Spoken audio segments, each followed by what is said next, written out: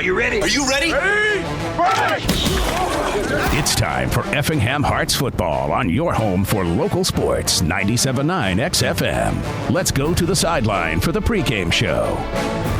Good evening, everybody, and welcome. It's a football Friday night as the Effingham Hearts wrap up the regular season playing host to the Highland Bulldogs. I'm Greg Sapp, Dustin White alongside C.J. Schmidt up top, videotaping tonight's broadcast. Gail Warner back at the studios, and we're glad to have you with us tonight in what should be a very interesting ball game. Dustin, both teams 4-4. I looked at the stats for both teams. They are almost identical. We could have a heck of a game tonight. Sounds like it. Maybe a pretty good even match. That's what you want. Two teams that have a lot to play for here in Week 9. Both of these teams looking for that fifth win of the season. So I'm expecting a knockdown, drag-out fight. Lots of, I don't want to say desperation in the air, but certainly motivation flying around out there tonight. And so, it should be a good battle. Motivation's a good word for it because both of these teams are sitting at 4-4. And if they win 5, the way things are shaping up this year, you're in. A lot of years when we've said, well, you need 6 wins to guarantee yourself a playoff spot, but this year looks like 5 wins is going to do it, and even we're hearing some teams with 4 wins are going to get in. Yeah, that's of course the thing that coach is not even going to let enter the minds of his players. Of course, he's probably telling them this is do or die. That would be my guess. Is that as far as the players are concerned, what the coaches are telling them is this is win. You got to win or else, and that's the way you got to play anyway. But it does sound like the landscape is a little different this year than it is in most seasons. Kind of hard to figure.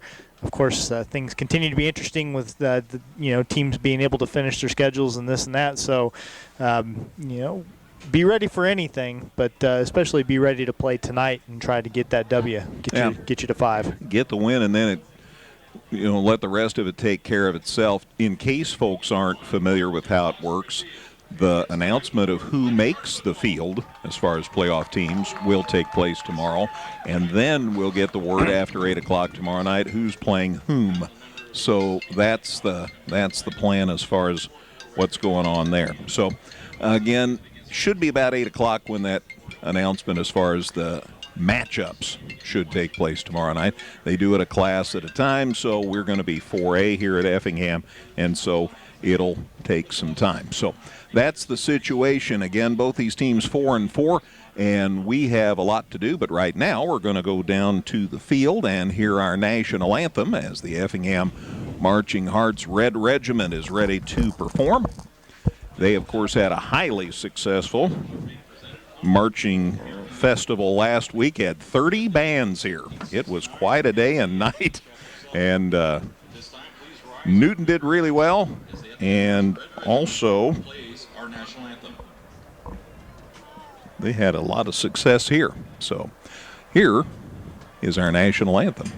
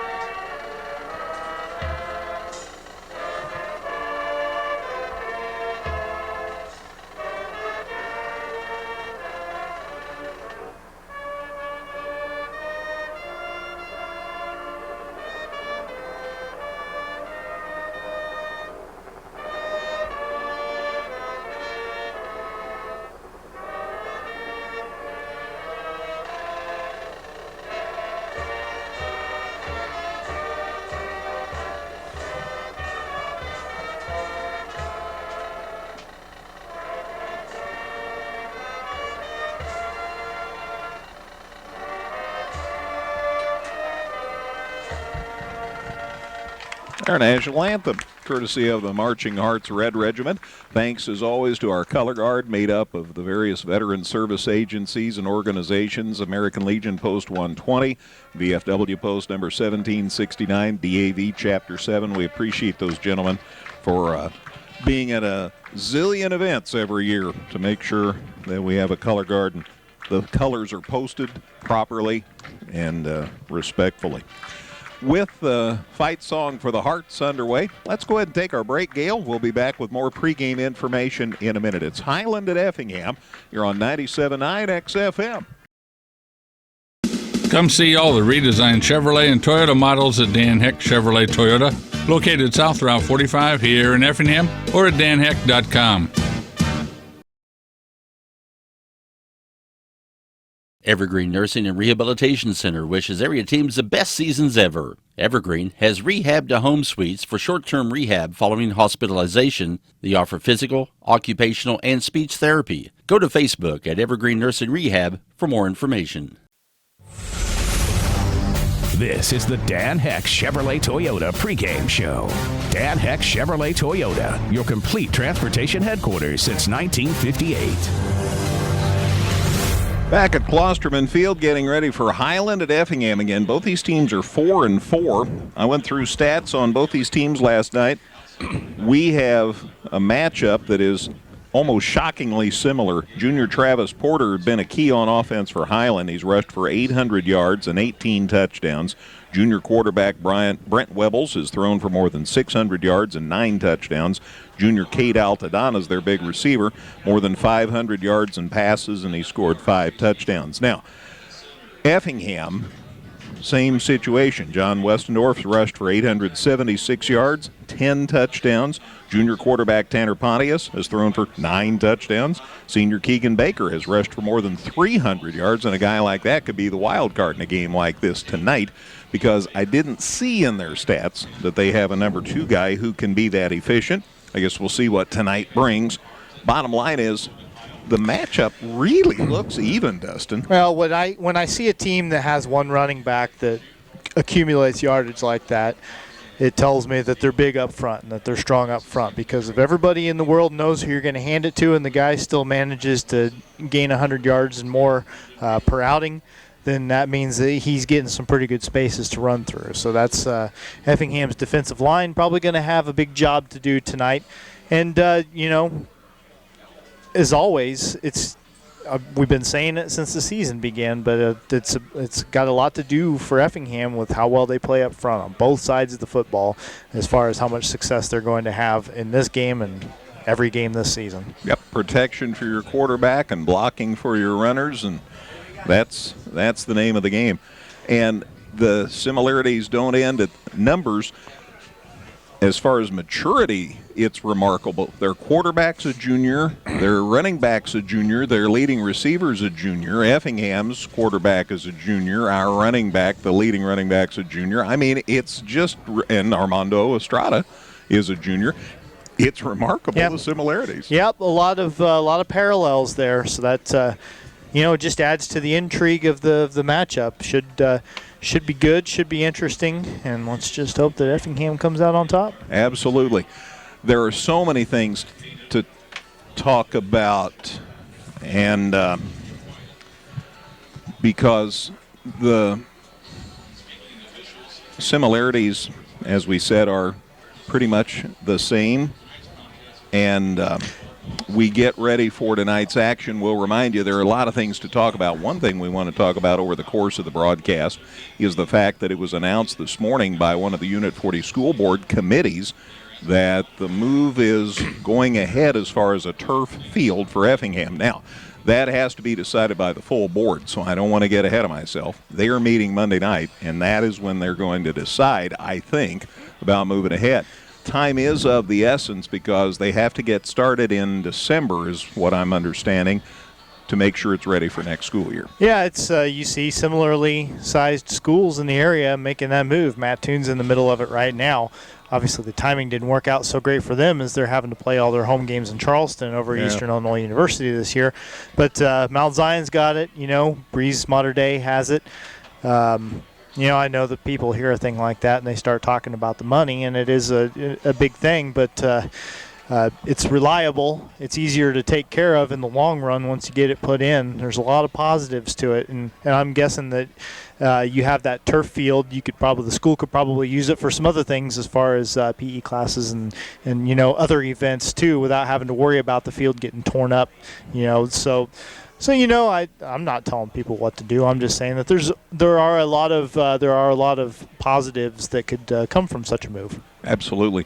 The things that were talked about this morning in committee extend beyond football. Football, obvious, is the first thing you think of, but how about soccer? Yeah. Soccer plays on an unlighted field to the north of the football field, and when it gets too dark, they can't play. If it's too muddy, it's a mess. And if they can play on a turf field, and when the lights are on, that's a real plus. Well, and working up at Eastern like I do and using their track frequently on my lunch break to get my miles in, I can tell you that other athletic teams besides football and soccer make use of their turf field as well. You'll see the baseball kids, when it's too wet, they'll be out there taking fly balls or working on agility and stuff like that. So every program in a school, every outdoor sports program in a school could theoretically get some use out of a surface like that. That no matter whether it's been raining or not, you can get outside and get on it. So again, you got to weigh the positives and negatives. Of course, it's a big decision, but I can't. I got to tell you, it'd be a cool thing for sure. The other thing that occurred, how about last Saturday with the Marching Hearts Invitation? Yeah. Mm-hmm. 30 bands on the field all day, all night. Man, having a turf field, that'd be sweet. Yeah, and there's some maintenance that goes into having turf also, but I would imagine that it's something less than having to maintain a grass field, keep it in shape, keep it seeded, keep it mowed and all that stuff. So, I don't know. I'll be interested to see how it goes. It could be exciting, though, for these kids coming up to think about maybe getting to play on that surface someday. You bet. It's going to be fun. Here's who else is playing tonight besides Highland at Effingham. Salem's at Charleston. Troy Triads at Lincoln. Bloomington's at Mahomet Seymour. Mattoon goes to Marion. That's a haul. Breeze Mater Dei as at Mount Zion. Taylorville's at Bethalto Civic Memorial. Cumberland's at Sangamon Valley. Newton at Marshall. Guess you hear the fireworks. Greenville's at Vandalia, Shelbyville at Central A&M, Carmi-White County's at Flora, and Robinson at Olney, Richland County. So that's who's all up as far as excitement tonight. Big night for Newton. Newton's at 4-4, so they need a win tonight. So all the best to the Eagles tonight. Cumberland's in. They're like 7-2 again this year. They just are always on a roll. So lots to keep tabs on tonight, and we'll do our best. Right now, let's take a break. Getting close to time for Highland at Effingham here on 97.9 XFM. The Giving Plate, a meal service with heart. Purchase fresh and frozen meals along with salads and wraps. We have provided over 1,000 free meals to members of our local community. Check us out at our website and order online at thegivingplatemeals.com. Whether you're in the market to purchase a new or pre-owned vehicle, Northside Ford on North Keller Drive in Effingham will find a vehicle that works for you. Check out Northside Ford's selection of cars, trucks, and SUVs today. 97.9 XFM, WXCF in Effingham. It's time for kickoff here, and good to have you with us. And Effingham, as usual, won the coin toss and deferred, so they'll get the ball to start the second half. So Highland lining up to our left to the south, and they're moving left to right on your personal listening device. Armando Estrada going to tee that ball up and see if he can put it in the end zone. He's been very effective at doing so this year. Scott Mosier and I were watching him kick field goals. He was making 50-yarders in warm-ups. Here's the kickoff. Oh, he belted it. Not going to get to the end zone, but it's to the 5, maybe the 4. They're going to bring it to the near side of the field. Now they turn it up the middle, and a good open field tackle, as that's quickly ended by one of the seniors on this squad, Dalton Fox. A nice stop on that return to about the 26-yard line. That's where they'll set up shop. Excuse me, I'll get some of my gear here. So 26-yard line is where it'll be 1st and 10. Again, both teams 4-4, so absolutely it would sure help to get a win here tonight. Playoff information will be released tomorrow night That's the last time we need to talk about that till after the game. They're going to run from the shotgun. They fake a handoff. They throw back across the field, and it comes up incomplete. Wubbles came back, tried to throw back across his body and against his motion, which was carrying him away from the play, and he overthrew the receiver, so it's 2nd and 10. Intended receiver was his running back, Travis Porter. So just a little screen play, a little pass to the running back, and too tall for him. Otherwise, it was kind of set up. Everybody was kind of tracking Wubbles over to the left side of the defense, and he threw it across the other way. There's a flag on the field at the 29, and the officials are talking it over. Let's see if they pick this up. Ineligible receiver, downfield, white. All right. So the penalty's on Highland. Somebody was downfield ahead of the play, and so here's the walk-off. That'll move it back 5. So from the 26, they're now at the 21, and it's 1st and 15. So 1st and 15, an eligible receiver downfield. Just underway. Glad to have you with us here at Klosterman Field. It's senior night. 9 seniors on the football team, 2 senior cheerleaders. So Dustin hurriedly makes corrections. Yeah, scratched off that pass attempt. It didn't actually happen. And teams are huddled up now, so I don't know what there's some discussion with the officiating crew. They're having their own huddle in the middle of the field. So you got the red jerseys on one end, the white jerseys on the other side of the field, and the striped shirts in the middle talking things over. So I should tell you who those officials are. They were nice enough to come up and introduce themselves. They are Lewis Lang from Coffeen, Donovan Smale from Hillsboro, Matthew Hayen from Litchfield, Brian Shukar from Vandalia, and Nick White from Gillespie. That's our officiating crew. According to the scoreboard, Highland just took that timeout. So whatever happened on that opening possession or opening play, the Highland coaching staff apparently disliked it enough to burn a timeout right away and tell them to get things figured out. So okay. So now they moved it back. So the officials are now saying it was not a penalty, so it is an incomplete pass. Thank you. Scratching out again. Don't work your way through the paper, man. Well, I hope it's not like this all night. That's all I'm saying. Like a couple of weeks ago. That was a treat. All right, so it's 2nd and 10. It was an incomplete pass. Here's the handoff. They sweep to the left side, the far side of the field. Boy, that's got to be a penalty. I saw Hart's guy get run over there, but apparently I do see incidental. There's a penalty. There's the flag. All right. Gosh, because it looked like one of the Harts that was trying to get over and make a tackle got pasted. Number 1, white. Walk in the back. Thank you. Okay, they saw it too. I wasn't dreaming. So for the moment, Dustin, it's a penalty. 10-yard penalty. So they got it to the 30. So the gain was to the 30 from the 21. Now from the 26. From the 26. That's right. So it was a gain of 4 and then a 10-yard penalty. So the football's back at the 20. All right, looking to throw. Coming to the near side, Webbles now decides to tuck it in, and he runs up the field, and he gets out across the 30, and they take him down. Still going to be well shy of a first down. Fox among them in there on the stop, along with Damon Kalber, I think. 11-yard pickup for Wubbles there.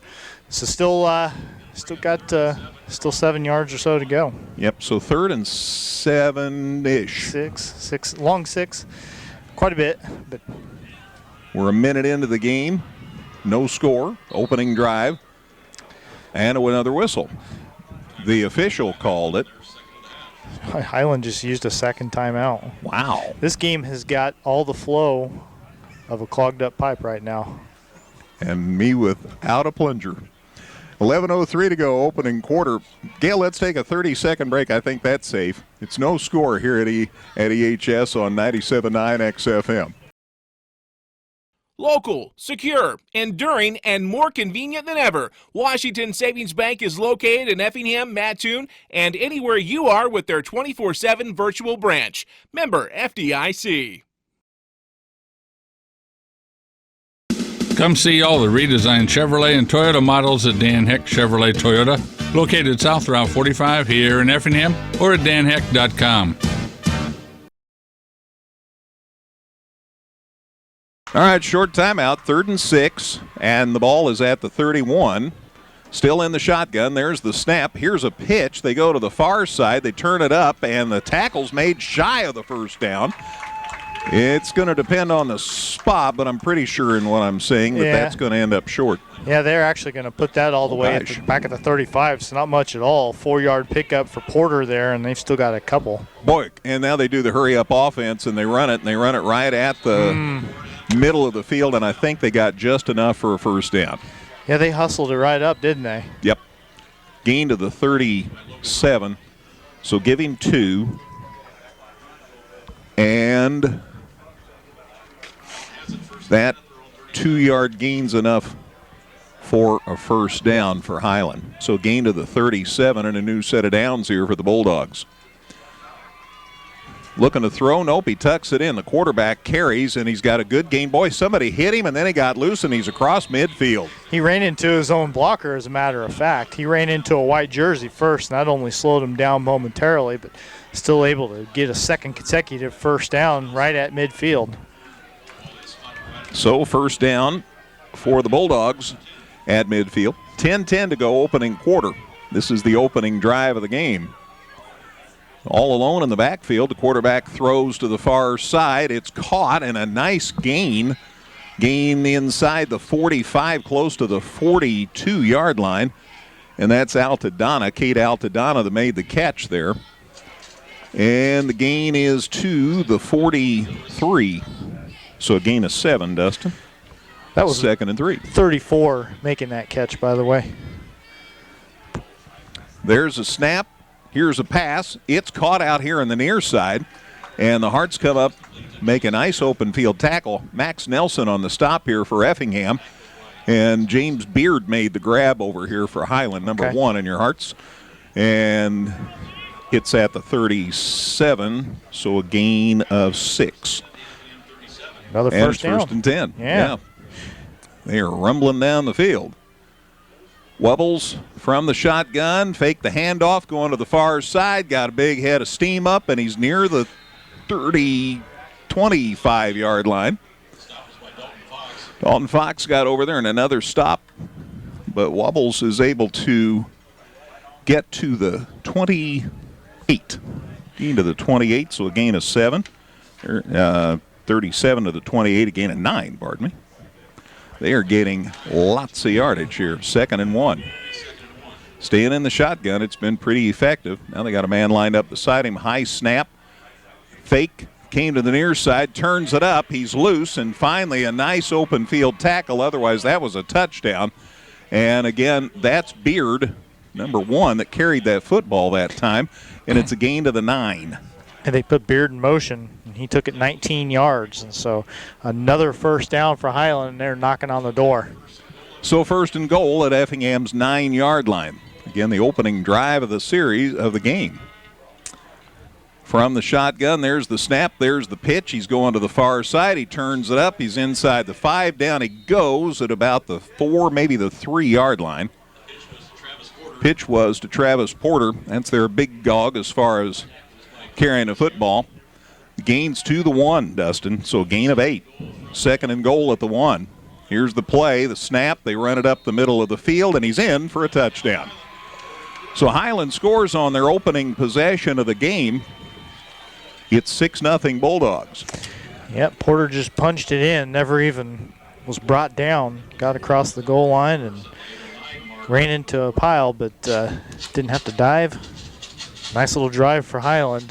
They get on the board first. They're going to kick for one. Andrew Capel's their kicker from Brent Webble's hold. So the quarterback, the holder on extra point tries here.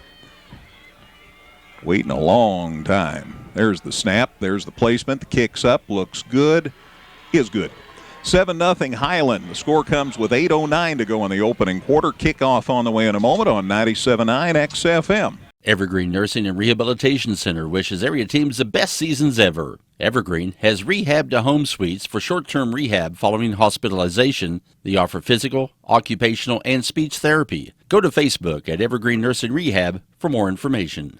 The Giving Plate, a meal service with heart. Purchase fresh and frozen meals along with salads and wraps. We have provided over 1,000 free meals to members of our local community. Check us out at our website and order online at thegivingplatemeals.com. All right, the drive, 12 plays, 74 yards, took 3:51 off the clock, so the score came with 8:09 left in the first quarter. On a one-yard run by Porter. Kick was good, and it's 7-0 Highland with 8:09 left in the first quarter. Bulldogs kind of spun their wheels to get that drive started, burned a couple of timeouts, had a couple of issues, but then they really got it going, and they were gashing the hearts there as they got into the end zone. Here's the kickoff. Pretty deep, Westendorf and Baker, and the ball got loose. And Baker picks it up, comes to the near side of the field. Look at the hole. He's out across the 25-yard line near the 30. Considering how that return started, the Hearts are in pretty good shape because Baker tried to pick it up, couldn't, eventually got it. Hearts got a nice block set for him, and he returns it out to the 27-yard line. So 1st and 10 for the Hearts at their own 27. This is their first possession of the night.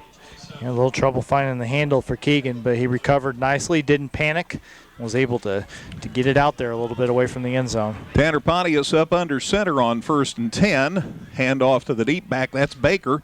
Keegan to the right side gets it out across the 30. A decent gain on 1st down. From the 27, they will mark it at the 31. Gain of 4. It's 2nd and 6. Next week, we might have a game. This is where I always say next week, and we don't know. Yeah, you almost reflexively say it, right? But, a lot up in the air. We'll know tomorrow night whether we have a game. Pontius stays up under center, 2nd and 6. Handoff Baker. Keegan a good run. He gets it to the 35. So 4 more yards. And that'll make it 3rd and about 2. Yeah, put the down marker right on the 35-yard line. So 3rd and 2. Dalton Fox checks in for Connor Thompson on offense for Effingham. And that's always interesting. Dalton can get out and get deep. Let's see what they have in mind. Caden Walls is split wide right. They got Estrada down here to the near side. And someone's in the slot. Let's see. And they decide to run it. And Pontius runs it, and he's out to the 45, and the Hearts have a 1st down. Yeah, it was Fox in the slot, but all the receivers were just to spread the field a little bit. Tanner kept it and got a good run, 10-yard pickup, and Effingham's first down of the evening. I've seen so far that both these teams can run the football. 1st and 10, Hearts out to the 45. Tanner likes to run the football. Coach and he chat about that periodically. He ran it a lot more last week than he has at any other point in the season. He's back in the shotgun here on 1st and 10. There's the handoff. Nope. He keeps it again, and he's to midfield, and down he goes. That was a good fake. He faked it to Keegan Baker, and I followed the play for a minute before I realized that Keegan didn't have the football. And, yeah, Tanner able to get across midfield. Looks like about a 6-yard pickup. Yep, got 6 to Highland's 49, and it's 2nd and 4. So both these teams have shown the ability to run the football in the early going. Of course, Coach, is one thing I like about Coach Hefner. You always wait to see what happens when you come out for the second half, what adjustments the Hearts have made. All right, so 2nd and 4 at Highlands 49. There's the snap. Going to throw. Got a man out there open. It's caught. That's Evan Weymouth, and he's to the 40-yard line, and the Hearts have another 1st down. Yeah, you could see that play setting up. I knew what was going to happen before it was even snapped because Evan Weymouth is on the field, goes through the motions. That little pass to him works almost every time as long as the throw is good. He's always open, and he was there. Got it to the 40, a 9-yard pickup, and another 1st down. Yep, got the 1st down, and so Effingham continues to move the football down the field. Pontius been over to check with Coach on the play. That's how they've done it all year. It's worked out pretty well. 1st and 10 at Highlands 40. There's the snap. Handoff to Keegan Baker. Got a good run going. Got about 5. He's near the 35-yard line. So everybody's in the act tonight. and the exception is Westendorf. Handing off to Keegan out of the shotgun snap. Not something we see a ton of there, but worked really well going to the right side of the line there and picking up another 5 yards. Mm-hmm. 2nd and 5, right at the 35-yard line of the Bulldogs. Scott Mosier reminds me this is the third Bulldogs team we've played this year. This would make us 1-3 if we can get 1-2 if we can get a win tonight. Handoff up the gut. There's a first down and then some. Keegan Baker gets it inside the 30. Nice run. He got hit a lick at the end of the play, but he didn't let that bother him, and he's to the 28-yard line. So 7 more yards for Baker and another Hearts first down. So far, so good. Yeah, got 2 Bulldogs in the first 2 weeks because we went to St. Teresa and then played Mahomet Seymour. So yeah, it'd be nice to get one tonight. Hearts have played 3 undefeated teams this season. That makes for whole lots of playoff points. 45 going into this game tonight. That's a lot of points.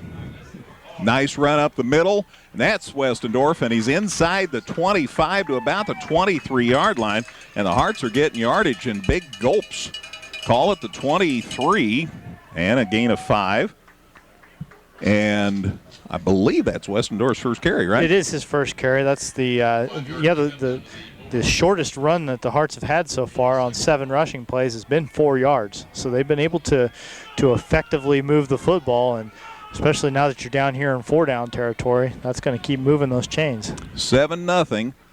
Highland in front. Hearts trying to do something about that. That play got stopped. Westendorf the handoff, and that was a little slow developing, and John got taken down at the 25, so a loss of 2 on that play. Had to talk about how well they were doing. And then Kiss of death.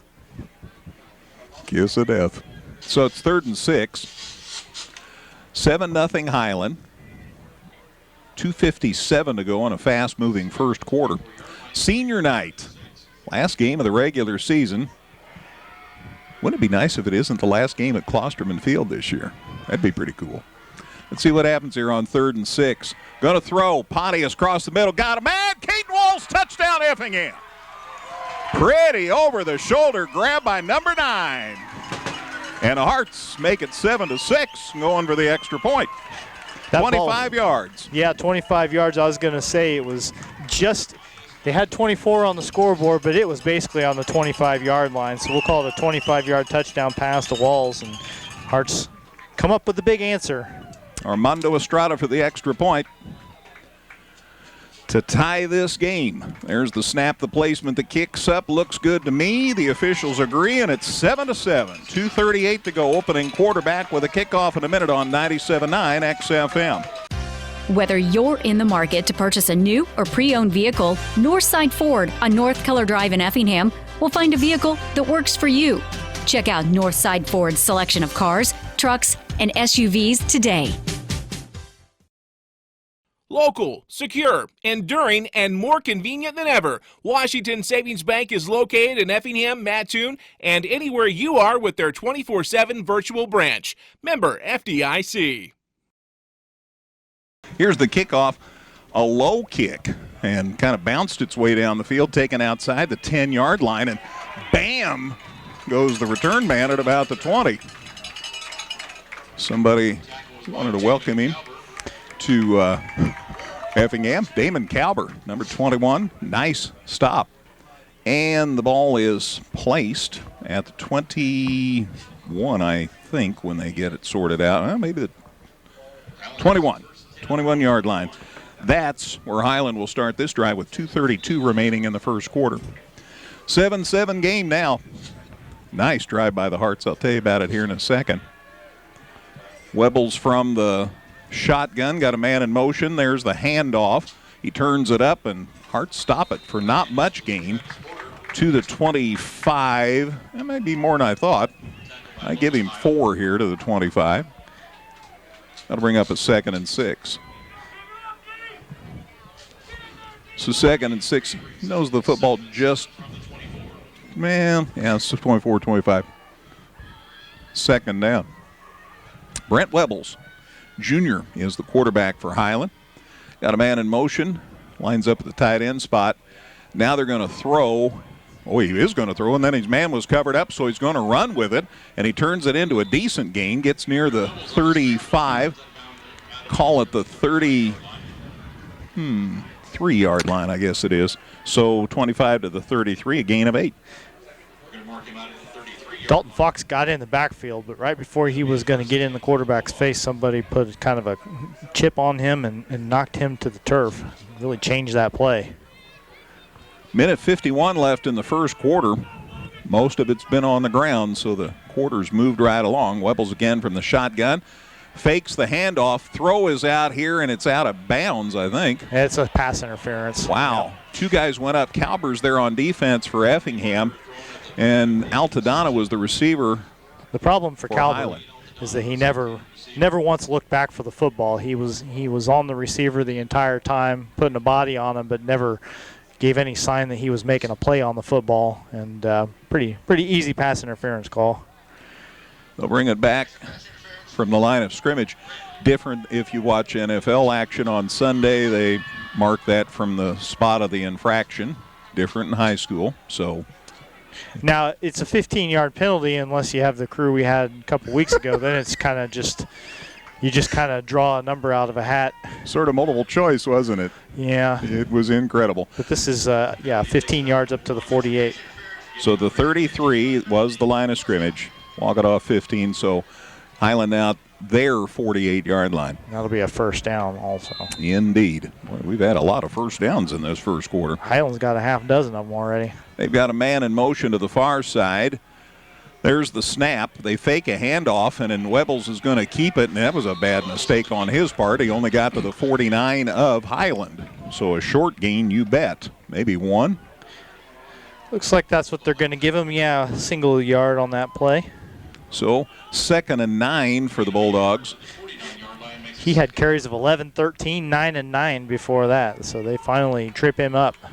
So let's see what happens here on 2nd and 9 from the shotgun, looking to throw, and they do throw out in the flats. It's caught out there, and a first down and then some. Man, they finally take him down. He is near the 30-yard line by the time they get James Beard taken down.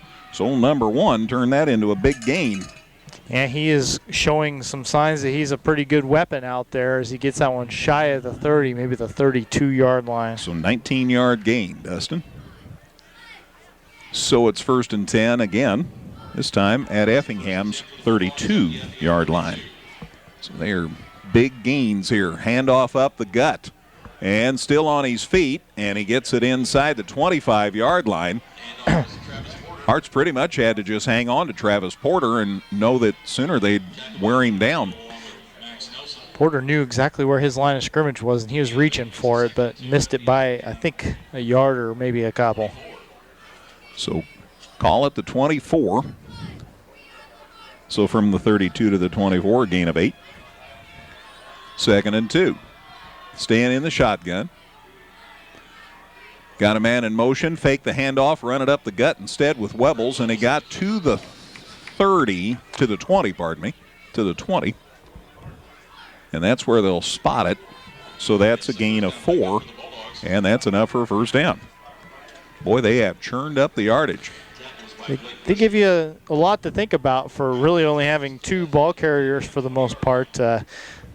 The way that they do things and the looks they give you still make it hard to predict. This should be the last play of the first quarter. Moving people. Now here's the snap. And they run it up the gut, and wow, the Hearts defended that well. He got it just inside the 20. And Michael Love, who I was told wasn't going to play, and they're on the stop for Effingham. So he is making the stop. And the gain is to the 19, Dustin. Gain of just 1, as it turns out. So it's 2nd and 9. And that's the end of the first quarter. Fast quarter. After 1 here on senior night at Klosterman Field. Effingham 7, Highland 7 on 97.9 XFM. Come see all the redesigned Chevrolet and Toyota models at Dan Heck Chevrolet Toyota, located South Route 45 here in Effingham, or at danheck.com. Evergreen Nursing and Rehabilitation Center wishes area teams the best seasons ever. Evergreen has rehab to home suites for short-term rehab following hospitalization. They offer physical, occupational, and speech therapy. Go to Facebook at Evergreen Nursing Rehab for more information. All right, second quarter begins. Effingham 7, Highland 7. Been a fun game, Dustin. Fun game, but Effingham's defense still searching for some answers here as Highland has been able to move the football pretty much at will. The Hearts in their lone possession of the game also didn't have a whole lot of trouble, so Effingham going to need to make a stand here inside the 20. 7-7. Let's see what happens from the 18. There's the snap. They're going to throw. Pass to the flats, and it's caught at about the 11. Calber tags out Altadonna. So from the 18 to the 11, a gain of, well, they're going to call it 12 now on me, Dustin. So a gain of 6 to the 12. And it'll be 3rd and 2. Altadonna coming back for that pass. His feet came out from underneath him a little bit. So it's 12-yard line. 3rd down. Man, you'd love to get a stop here, even though they're deep in our territory.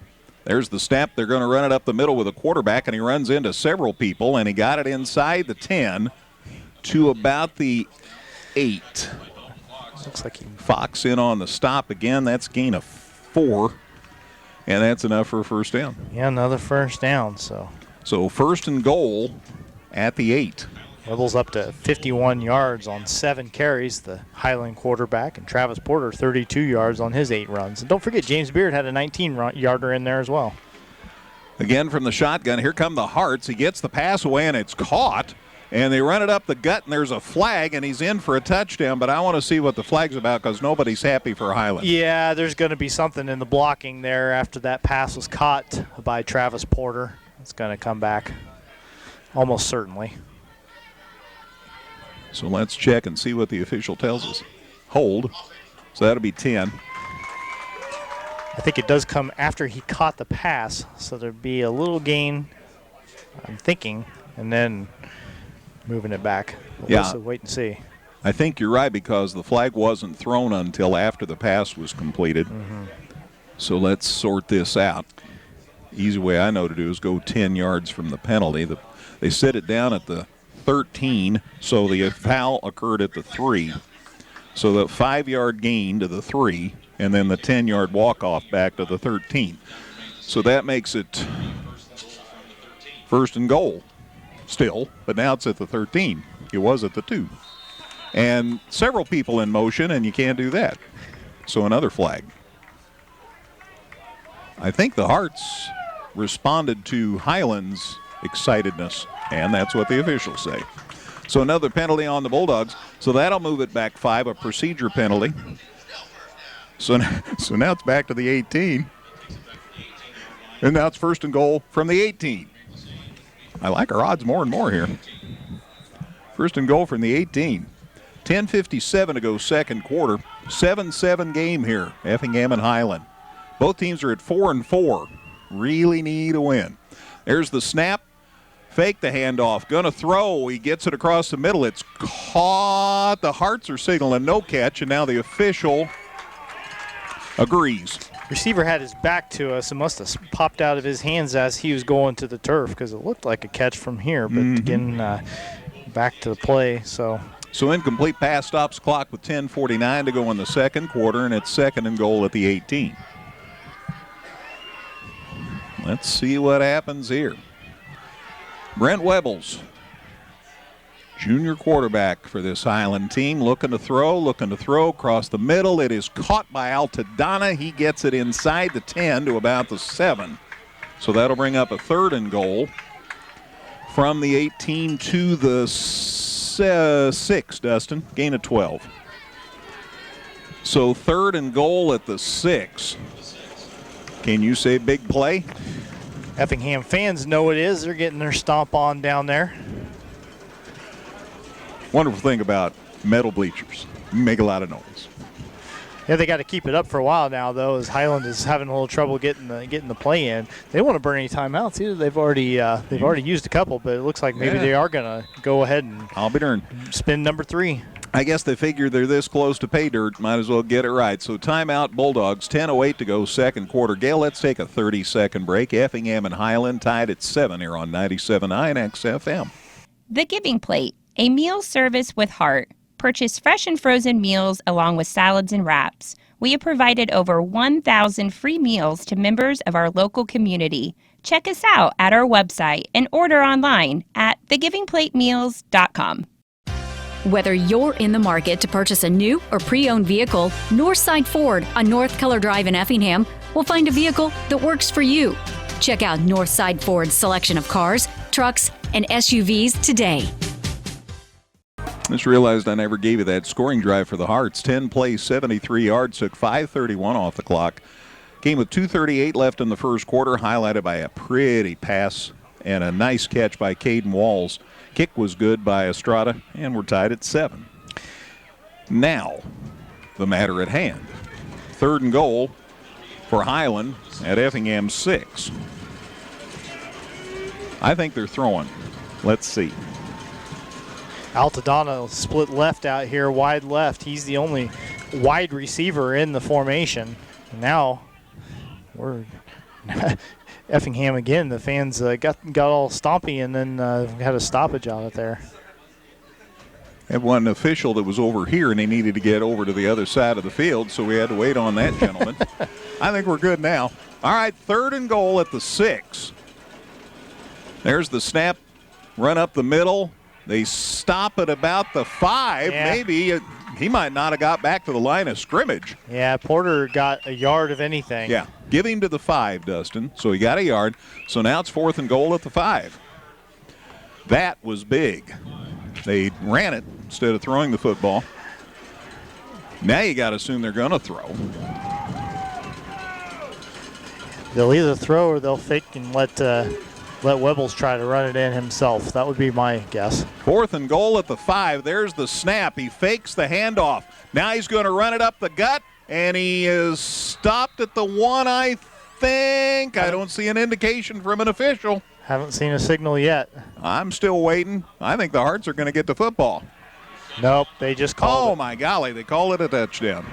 So Webbles did keep it himself and got in the end zone, a 5-yard run. He must have just made it across the goal line. All right, so that makes it 13-7 Highland. The score comes with 9:27 to go in the second quarter. Let's see about the extra point try now.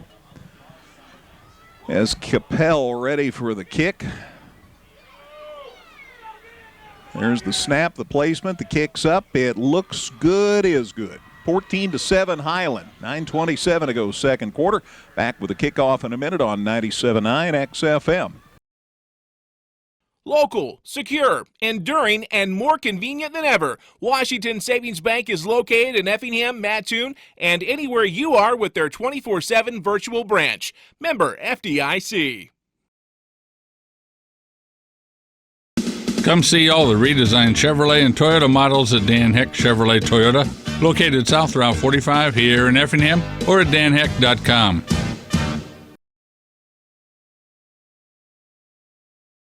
All right, that drive was 14 plays, 79 yards, took 5:11 off the clock, highlighted by Wubble's 5-yard touchdown run. The kick was good, and Highland's back in front, 14-7. 9:27 to go second quarter. Somebody's going to be 5-4 at the end of the night. Hearts are sure hoping it's going to be them. Here's the kick. It's a line drive over the head of the return man, goes into the end zone for a touchback. So it'll be 1st and 10 for the Hearts at their 20. So far, 3 drives in this game, all for scores and all double-digit as far as the number of plays the teams have run. So some long, sustained drives for the teams. Good offensive football, but again, defense is searching for some answers as we wind through this second quarter. I know we pick up new fans along the way every season. A reminder that they'll be deciding who goes to the playoffs tomorrow night, and we'll have that information for you on the web and, of course, on air. There's people out there with their spreadsheets tonight. They'll be up until 2 o'clock in the morning so they can break that news first. Handoff, Keegan Baker turns around, get it, I think, across the 25. Yeah, they're going to give him to the 26. So a good gain on first down. I don't know how plugged in Andy McDonald is anymore, but he always used to know way ahead of time. Andy Mack was the man. All right, call it the 26. Gain of 6. Gain of 6 to the 26, pardon me, yeah. Gain 2nd and 4. Here's a handoff. John Westendorf, look at the hole. Got the first down and then some. Still on his feet. He spun off a tackler and he dives out across the 35-yard line. Yeah, he kind of spun away from a tackler and then I think was caught a little off guard by how much open space he had. Plus he had to get his balance. He kind of looked like a surfer out there, getting his body underneath him, and then pushed forward for some extra yardage. First down, Effingham. Hang 10 with John. He gets it to the 36, a gain of 10. And another set of downs for the Hearts. 8.5 to go before halftime. 14-7 Highland. Hope we get last bats. Pontius from the shotgun. Handoff and, boy, not much. Maybe a yard or two. John Westendorf was met by a crowd. Yeah, he got swallowed up there. Looks like they're going to be generous maybe and give him a yard, but that's it. Yeah, gain of 1 to the 37, so 2nd and 9. 8:08 left in the second quarter. 14-7 Highland. Some games we've seen Keegan Baker be the guy who kind of gets the short pickups just as a change of pace to open up the holes for Westendorf. But so far, John, outside of that one big one he's had, he's been kind of playing that role. Weymouth moves to the near side. They're going to throw, and they've got him out here. And here's the pass, and it's over his head. Oh, it's caught instead upfield.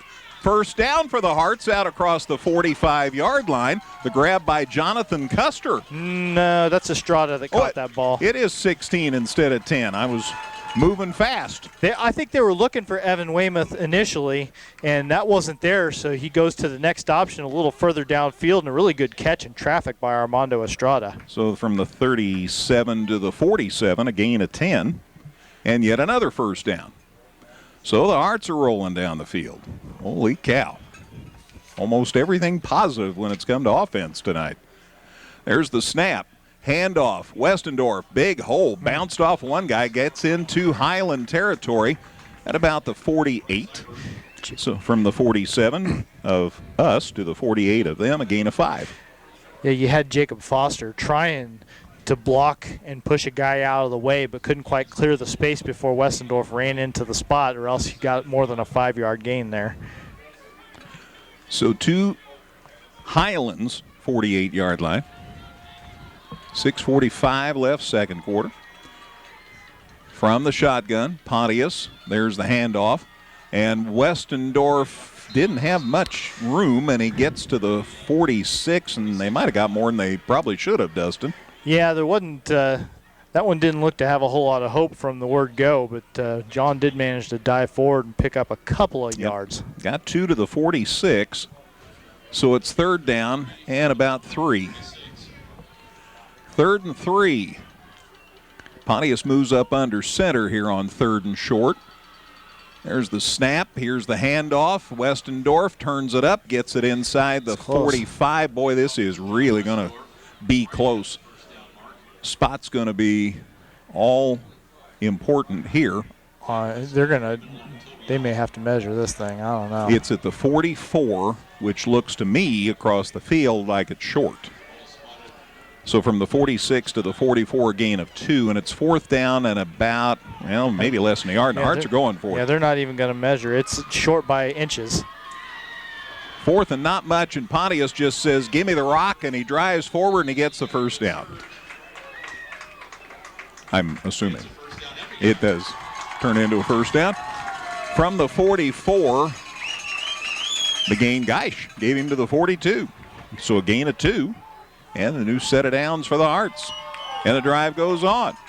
5.5 to go in the second quarter. Effingham and Highland taking turns rolling down the field. Pontius from the shotgun. Man lined up beside him. That's Westendorf. He turns it upfield. Big collision. That was kind of ram tough there. Tried to turn it upfield, but there were a couple of guys waiting for him. And they get it to the 40. That's where they're going to score it at the 40, so a gain of 2. Boy, all of a sudden it's turned into 2-yard gains. But so far so good. Yeah, again, Westendorf, some pretty tough running outside of one big break that he's gotten. But maybe softening things up. Some play that Coach Hefner's got in the back of his head for a certain situation, trying to set it up here. The wheels are always turning with Brett. It's always fascinating. And we talk about this all the time, about the first half and then what they adjust at halftime. And all the difference that it makes. Faked handoff. Pontius keeps, and he's diving near the 35, and then they push him back. I thought sure it was going to Westendorf, and it didn't. Well, and even then, I wasn't sure Pontius was going to have room to get out of the backfield. A little hesitation move that was able to get him into the clear and at least get some positive yardage out to the 36. Gain of 4, so it's 3rd and 4. Hearts still on the march. We're down to 4 minutes left before halftime. You're in their territory, and you're going to go for it on 4th down, even if you don't get it here. But you'd like to do a little more with this 3rd down play. But we're going to have to wait as Effingham uses its first timeout. So with 4:03 left in the second quarter, it's Highland 14, Effingham 7 here on 97.9 XFM. Evergreen Nursing and Rehabilitation Center wishes area teams the best seasons ever. Evergreen has rehab to home suites for short-term rehab following hospitalization. They offer physical, occupational, and speech therapy. Go to Facebook at Evergreen Nursing Rehab for more information. The Giving Plate, a meal service with heart. Purchase fresh and frozen meals along with salads and wraps. We have provided over 1,000 free meals to members of our local community. Check us out at our website and order online at thegivingplatemeals.com.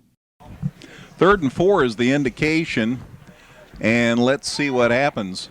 Caden Walls splits out to the far side. We've got Estrada down here to the near side. 3rd and 4, they're in the shotgun. They've got Westendorf back there with Pontius. There's the snap. There's the faked handoff. Pontius has got it. Got a big gain. He's inside the 25-yard line. Evan Weymouth threw a heck of a block on that play. Really sealed it off and gave Pontius the room he needed to turn the corner and get upfield. So big props to number 45 and a first down for Effingham. From the 36 to the 25, a gain of 11. And another first down for the Hearts as they continue this drive that started at the 20, and now they're at Highlands 25. This game has just been long drive after long drive. Pontius from the shotgun, handoff. Look at the hole for Westendorf. Goes left to center. He gets it near the 15-yard line. What a hole. We had a great angle on that play, and Westendorf hit the hole, and very near, call it the 16, from the 25 to the 16, a gain of 9. It's 2nd and 1. Good one for him after several 2-yard runs in a row. They soften things up again a little bit and find the seam there. Shout out to the line. Nice job of blocking there. 2nd and 1. Handoff up the gut. No, it's Pontius. He kept again, and he's inside the 10 before he goes down. And the Hearts have another first down. It's goal to go. From the 16, Pontius takes it to the 9, a gain of 7. And it's 1st and goal at the 9. Yeah, Tanner is Effingham's leading runner so far. He's got 40 rushing yards on 6 attempts. Boy, people plan, and then coach throws them a wrinkle. 1st and goal at the 9. Pontius still in the shotgun with Westendorf. He fakes the handoff again, and this time Highland was waiting. He might have got to the 10. Pretty close to the same play there, and fool me once, not fool me twice for the Highland defense. They sniffed it out. 3 guys brought him down back at the 10. Lost a yard. So it's 2nd and goal, now at the 10. Of course, Highland was 3rd and goal at the 18 or 28 or something like that, their last possession. So it's 2nd and goal at the 10. 14-7 Highland. 2 minutes left before halftime. 3 receivers out left. Look at the little bunch over there. Yeah. Pontius, there's the snap, comes the other way. It's caught inside the 5 or at the 5 as Westendorf, they had 3 guys bunched to the left, so they threw to the right. John Westendorf, the reception to the 5, Dustin, a gain of 5, so it's 3rd and goal at the 5. That was on the right hash mark, though, and the pass was to the right, so just not a lot of room for John to work with over there. So 3rd and goal at the 5. Art's trying to get this thing tied up again. Pontius goes up under center here. On 3rd and goal, there's the snap. Looking to throw. He's got a man wide open. And it's caught after all. Touchdown Effingham. It went off of Weymouth's hands, popped in the air, and Caden Walls was in the right place at the right time. Rather be lucky than good sometimes. A 5-yard touchdown pass. Yeah, Caden Walls had it, and all of a sudden, Weymouth, went up in the air, and Caden Walls was there waiting. They were both open, by the way. Good hands, guys. And they make the catch, and the Hearts make it 14-13. They'll try to kick for the tie here. Second touchdown for Caden.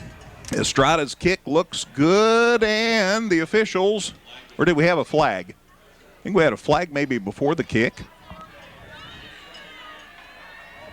I think people started leaving the field, and now they're finding they have to come back. I'm pretty sure I heard a whistle before they kicked. Yeah, there's a penalty on the extra point try, which I suppose means somebody lined up wrong.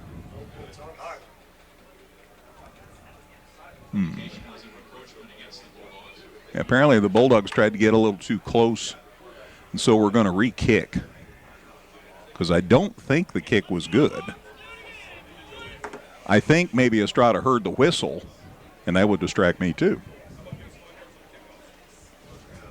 So we're going to kick it again. Estrada would probably just as soon kick where he normally does.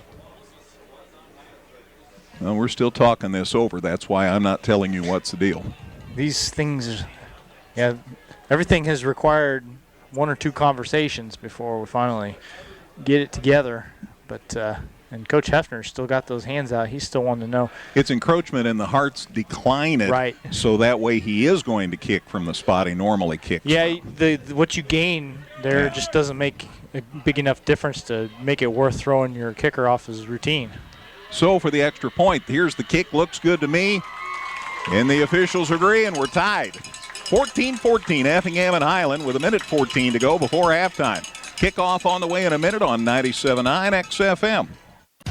Whether you're in the market to purchase a new or pre-owned vehicle, Northside Ford on North Color Drive in Effingham will find a vehicle that works for you.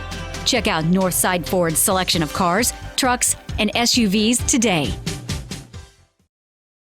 Local, secure, enduring, and more convenient than ever, Washington Savings Bank is located in Effingham, Mattoon, and anywhere you are with their 24/7 virtual branch. Member FDIC.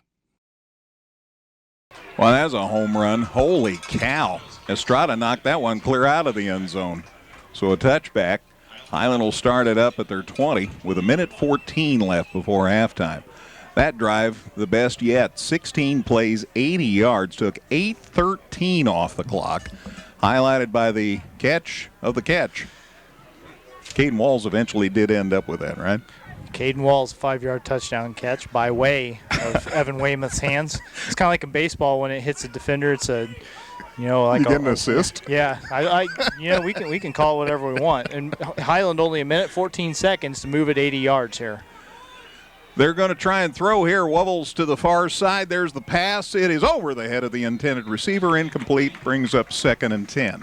Clock stops with 1:09 left before halftime. 14-14, Effingham and Highland. Both teams 4-4. Stats almost identical, and it's 14-14. Hey, is this turning out like I thought or what? See what happens here on 2nd and 10. Wubbles from the shotgun, looking to throw across the middle this time. Got happy feet, but they stayed in there, and here's the pass, and it's caught by Altadonna, and he's out to the 35-yard line. Got bumped out by Noah Jones on the stop. So from the 20, the gain is to the 35, exactly 34. Called 14 yards. Sorry, Dustin. They were standing at the 15, set it down at the 14, or the 34. So a gain of 14 yards. 1st and 10, 1:02 left before halftime. Nobody in the backfield except the quarterback. Looking to throw, pass across the middle. Again, Altadonna catches it, and they shove him out of bounds. Again, it's Noah Jones who's playing him. And he goes out of bounds out across the 40, and they'll call it the 43. 34 to the 43, a gain of 9. So it's 2nd and a yard. There's the snap, and they just spike the football to stop the clock. 38.6 seconds left. They've used their timeout, so they have to get inventive. And so they spike the football, stops the clock with 38.9 seconds, brings up a 3rd and 10. 3rd and 1. Yeah. Sorry. Yeah, just Pretty sure it said 10. That's 3rd and 1. Yeah, the 9-yard pickup on that play after the first down. So yeah, they've got to pick up the yard here. 43-yard line. That's where they're sitting, looking to throw across the middle. It's caught. Altadonna has the first down. He is to midfield. Can't get out of bounds though. Kept him in, I think. They did get the first down though, so they'll have to stop it to move the sticks. chains. Yep. 32.7 on the clock. It is exactly to midfield, 7 yards, Dustin. New set of downs right at midfield. They don't have any timeouts. Boy, ball's caught and dropped right in the breadbasket of Brody Lewis, and he just flat dropped it. 2nd and 10. Clock stops at 29 seconds. Yeah, if you're looking for a silver lining for Highland, it does stop the clock so they can shuffle some personnel into the game, figure out what they want to do, but down to 29 seconds and still at midfield. And again, they do not have any timeouts remaining. 14-14. 14-14, Effingham and Highland. Rebels again from the shotgun. High snap, but he got it. Looking to throw. Here come the Hearts. There's the pass. They might have it. It's caught, and it's a touchdown. Threw it right in the lap of James Beard. Highland regains the lead with 19 seconds left before halftime. It's 20-7. Single coverage. Beard got behind his man. 50-yard touchdown pass with 19.7 seconds to go, and that is a punch in the gut for the Hearts defense. That's tough because that's going to be the thing that's freshest in your mind going to the locker room here at halftime. Unless the Hearts can do something amazing, there are still 20 seconds left. Let's see about the extra point try here. Capel to kick. They take a long time. Still waiting. Still waiting. Still waiting. There's the snap. There's the placement. The kick's up. Looks good. Is good. 21-14. Highland regains the lead. 19.7 seconds left. Back with a kickoff and 30 on 97.9 XFM.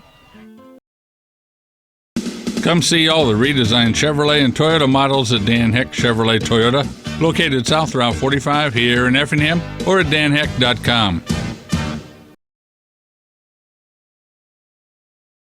Evergreen Nursing and Rehabilitation Center wishes area teams the best seasons ever. Evergreen has rehab to home suites for short-term rehab following hospitalization. They offer physical, occupational, and speech therapy. Go to Facebook at Evergreen Nursing Rehab for more information. 54 seconds. Thanks, sir. All right, we're back at it here with 19.7 seconds left. Dustin tells me 7-play, 80-yard drive took 54 seconds, highlighted by the touchdown pass to James Beard. The extra point by Capel was good. Highland's back in front, 21-14. Now, I don't think we'll see a deep kick here. No, he's going to put this one on the ground, I would think. Kick it deep but low, try to bounce it. I'm interested to see what the Hearts will do here if they can stop it with like still 13, 12 seconds left, what they might try. Here's the kick. On the ground, fielded on the hop by Keegan Baker to the 20, to the 25, to the 30, and then he wisely gets out of bounds. 14 and a half seconds left. So the Hearts are out across the 30 to start this drive with 14 and a half seconds left. Maybe right on the 30. Yep. Okay, nose of the football on the 30, 1st and 10. Hearts have a couple of timeouts, so let's see what if they try anything. They may just take a knee here and go to the locker room. They might see what they can do here, see how successful it is, and make their decision on the next one after that. Pontius up under center. They are going to run a play. It's Baker, big handoff up the gut, and he's out across the 30, and the Hearts do not call time. So that's the last play of the half. Trying to get you spot, Dustin. Call it the 37, so gain of 7. And that's where the half ends. Highland 21, Effingham 14. Everybody that's had the football has scored. There have been 5 drives. They've all resulted in scores. Dustin stats, scores from Gale. I'll recap the scoring. It's all on the way in a minute here on 97.9 XFM. The Giving Plate, a meal service with heart. Purchase fresh and frozen meals along with salads and wraps. We have provided over 1,000 free meals to members of our local community. Check us out at our website and order online at thegivingplatemeals.com. Whether you're in the market to purchase a new or pre-owned vehicle, Northside Ford on North Keller Drive in Effingham will find a vehicle that works for you. Check out Northside Ford's selection of cars, trucks, and SUVs today. This is the Compass Advisory Group Halftime Show. For all of your insurance needs, contact Corey McDaniel at 347-9697. Back at Klosterman Field on senior night at the final game of the regular season at the half. It's Highland 21, Effingham 14.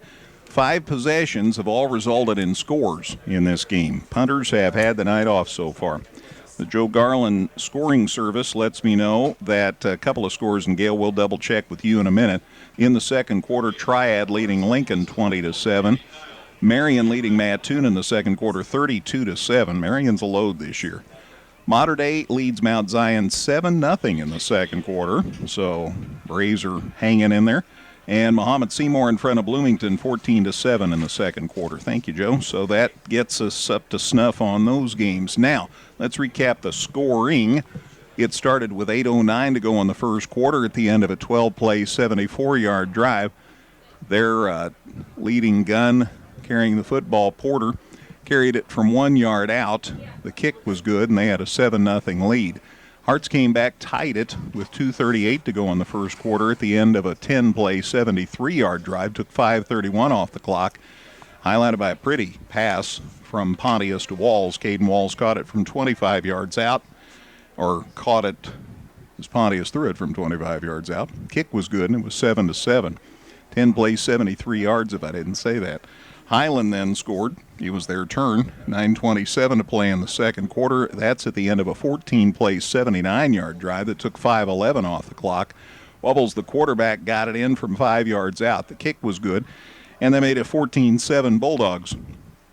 But the Hearts came right back, and with 1:14 to go on the second, they staged a 16-play, 80-yard drive that took 8:13 off the clock, highlighted by the 5-yard pass that was first in the hands of Evan Weymouth and then popped up in the air and grabbed by Caden Walls for a touchdown.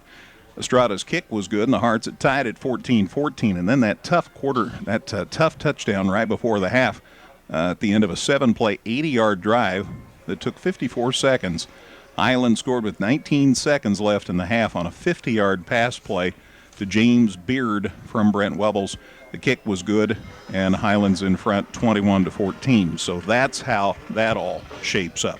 Let's take a break. We'll get stats from Dustin. They ought to be interesting. And scores from Gale. All on the way in a minute on 97.9 XFM. Local, secure, enduring, and more convenient than ever, Washington Savings Bank is located in Effingham, Mattoon, and anywhere you are with their 24/7 virtual branch. Member FDIC. Come see all the redesigned Chevrolet and Toyota models at Dan Heck Chevrolet Toyota, located south Route 45 here in Effingham, or at danheck.com.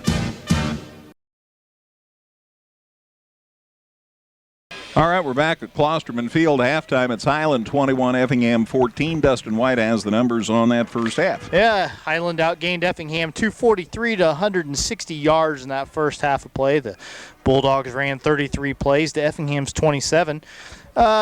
Effingham, 22 rushing attempts in the first half, 106 yards. That's 4.8 yards per carry. That's pretty good, but the Bulldogs a little better, 108 rushing yards on 18 attempts. That's an even 6 yards per carry, and 2 of their 3 scores coming on the ground game.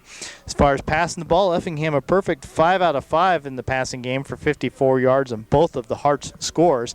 Highland put the ball in the air 15 times, successfully 10 for 135 yards and 1 more score. So again, Highland 33 plays from scrimmage in the first half for 243 yards.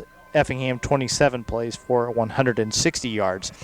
As Greg mentioned before the break, no punting happened in that first half, so we can dispense with telling you about that. No turnovers either. Nobody even put the ball on the ground, so a clean game, no turnovers. Not much in the way of penalties. Effingham, 1 penalty for 15 yards. Highland penalized 3 times for 25 yards. The Bulldogs had the edge in time of possession, 14 minutes and 4 seconds. Effingham had it for 9 minutes and 56 seconds. Individually, first for the Bulldogs, the quarterback Brent Wubbles, 56 yards on 8 rushing attempts, including a score. He is the leading rusher for the Bulldogs. Highland's Travis Porter, 9 carries for 33 yards. He also scored a touchdown. That came from a yard out. And James Beard, he had 1 run. That was good for 19 yards. So those are the 3 players for the visiting team that have carried the football so far. Wubbles throwing the ball well, 10 of 15 for 135 yards and a touchdown. That was a 50-yard strike to James Beard, one of James Beard's 3 receptions in the first half for a total of 75 yards. Cade Altadonna, as far as bulk receiving goes, he's got the most catches with 5 for 48 yards. Brody Lewis had 1 reception for 7 yards, and Porter caught 1 out of the backfield for 5. So 4 receivers getting in on the first half action for Highland. James Beard, 2 kick returns for a total of 33 yards, and that's it. There's no punt returns to talk about, nothing like that. So we can move right on to the Effingham side of the ledger. Tanner Pontius leading the way for Effingham running the football. So the quarterback for Highland, their leading runner at halftime, Effingham's Pontius, 39 yards on 7 carries. He leads the way for the Hearts, but it's a pretty balanced attack, as you'll see. John Westendorf, 34 yards on his 9 attempts, and Keegan Baker has taken 6 runs to total 33 yards. So kind of splitting it pretty evenly between the 3 of them. And Pontius is a perfect 5 for 5 passing the football, 54 yards and 2 scores, both of those to Caden Walls. Caden's got touchdown catches of 25 and 5 to lead the way for the Hearts at halftime. Evan Weymouth with a 9-yard catch under his belt. Armando Estrada caught a 10-yarder, and Westendorf caught 1 pass for 5 yards. Keegan Baker has returned both kickoffs that he's seen for a total of 33 yards, and that will do it for the halftime statistics. Again, at the break, it is Highland leading Effingham 21-14. Remember, the Hearts will have the football first to begin the second half, so the way it's looking, going to have to do something with that. I said we need last bats. Well, to get last bats at this point, you might need to force a turnover, and those have been non-existent in this first half of play. If there's one thing both teams have done, to take good care of the football and again, not put it on the ground, not really get hit for in the backfield, which is where you'll see a lot of that stuff happen. The throws have been good from both quarterbacks. Really a well-played football game, but so far the Hearts coming up 7 points on the short end of the stick. 21-14, but the Hearts do get the ball to start the second half, so this is their chance to get some momentum or maintain some momentum. It's senior night, and it's an opportunity to recognize the 9 football players and the 2 senior cheerleaders, and want to make sure I take a moment to do that. The cheerleaders are Talia Coburn. Talia is the daughter of Michael and Jessica Overton. She's been involved in football cheer all 4 years, earned her football cheerleading Most Spirited Award, and is a team captain. She also participated in POM her sophomore year. Other school activity includes being in the Family and Consumer Science Club. After high school, she plans to attend and graduate from college to become a hospice nurse. She'd also like to build a house with her love, and own many dogs. Lily Flowers is our other senior cheerleader, daughter of Joanne Castle and Tim Flowers. She's been involved in football cheer all 4 years. Earned football cheerleading Most Spirited Award, Most Improved Award, and Outstanding Cheerleader Award. She also participated in marching band, probably out there right now. Her other school activities include pep club, pep band, jazz band, wind ensemble, and winter drumline. After high school, Lily plans to attend Lakeland and transfer to a university to complete her degree. Now, 9 football players. Noah Jones, old number 4, son of Matt and Nikki Jones. Noah's been a member of the EHS football program 4 years, 3-year varsity letter winner, participated in basketball freshman year and track sophomore year. Other activities at school: math club, Spanish club, student council, senior class president, and National Honor Society. Was in the homecoming court. Noah's future plans are to attend college and become a chiropractor. Keegan Baker is the son of Richard Baker and Misty Edwards, his 4th year of football. Football honors include the EHS Little Big Man Award his freshman year. He also participated in track for 1 year. Keegan's school activities include participation in the Lakeland College Auto Mechanics program. Future plans: go to Texas for trade school and become a power lineman. A lot of guys around here do that for a career. Keegan Baker. Max Nelson, old number 8, son of Shane and Emily Nelson. Max's third year of football at EHS. Football honors, EHS Jack Klosterman Hang Tough Award. Also participated in baseball all 4 years. Max's school activities include math club, senior class secretary, and FCA. Future plans: attend a 4-year university while going through the ROTC program and then eventually joining the United States Army. Also a senior, Damon Calber, son of Jody and Sherry Calber. Damon's been a member of the EHS football program all 4 years. Football honors include earning the EHS Jack Klosterman Hang Tough Award. In addition to football, he participated in baseball a year, other activities at school, Pep Club, EHS Academic Hall of Fame, and National Honor Society. Damon's future plans are to attend a 4-year university and study to become an anesthesiologist. Number 31, Edgar Castillo, is a senior on this team, the son of Edgar and Jennifer Castillo. And I say this about Edgar with respect. He started on offense, and that's where we saw him most of the time, working as a fullback and all, but he's had a great year on defense.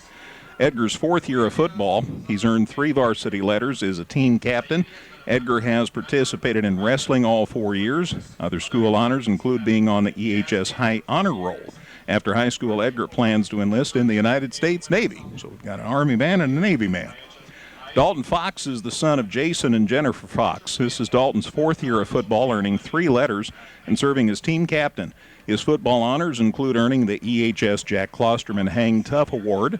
Dalton has also participated in basketball and track all 4 years. Other school activities: chess club, math club, student council, class officer, and FCA.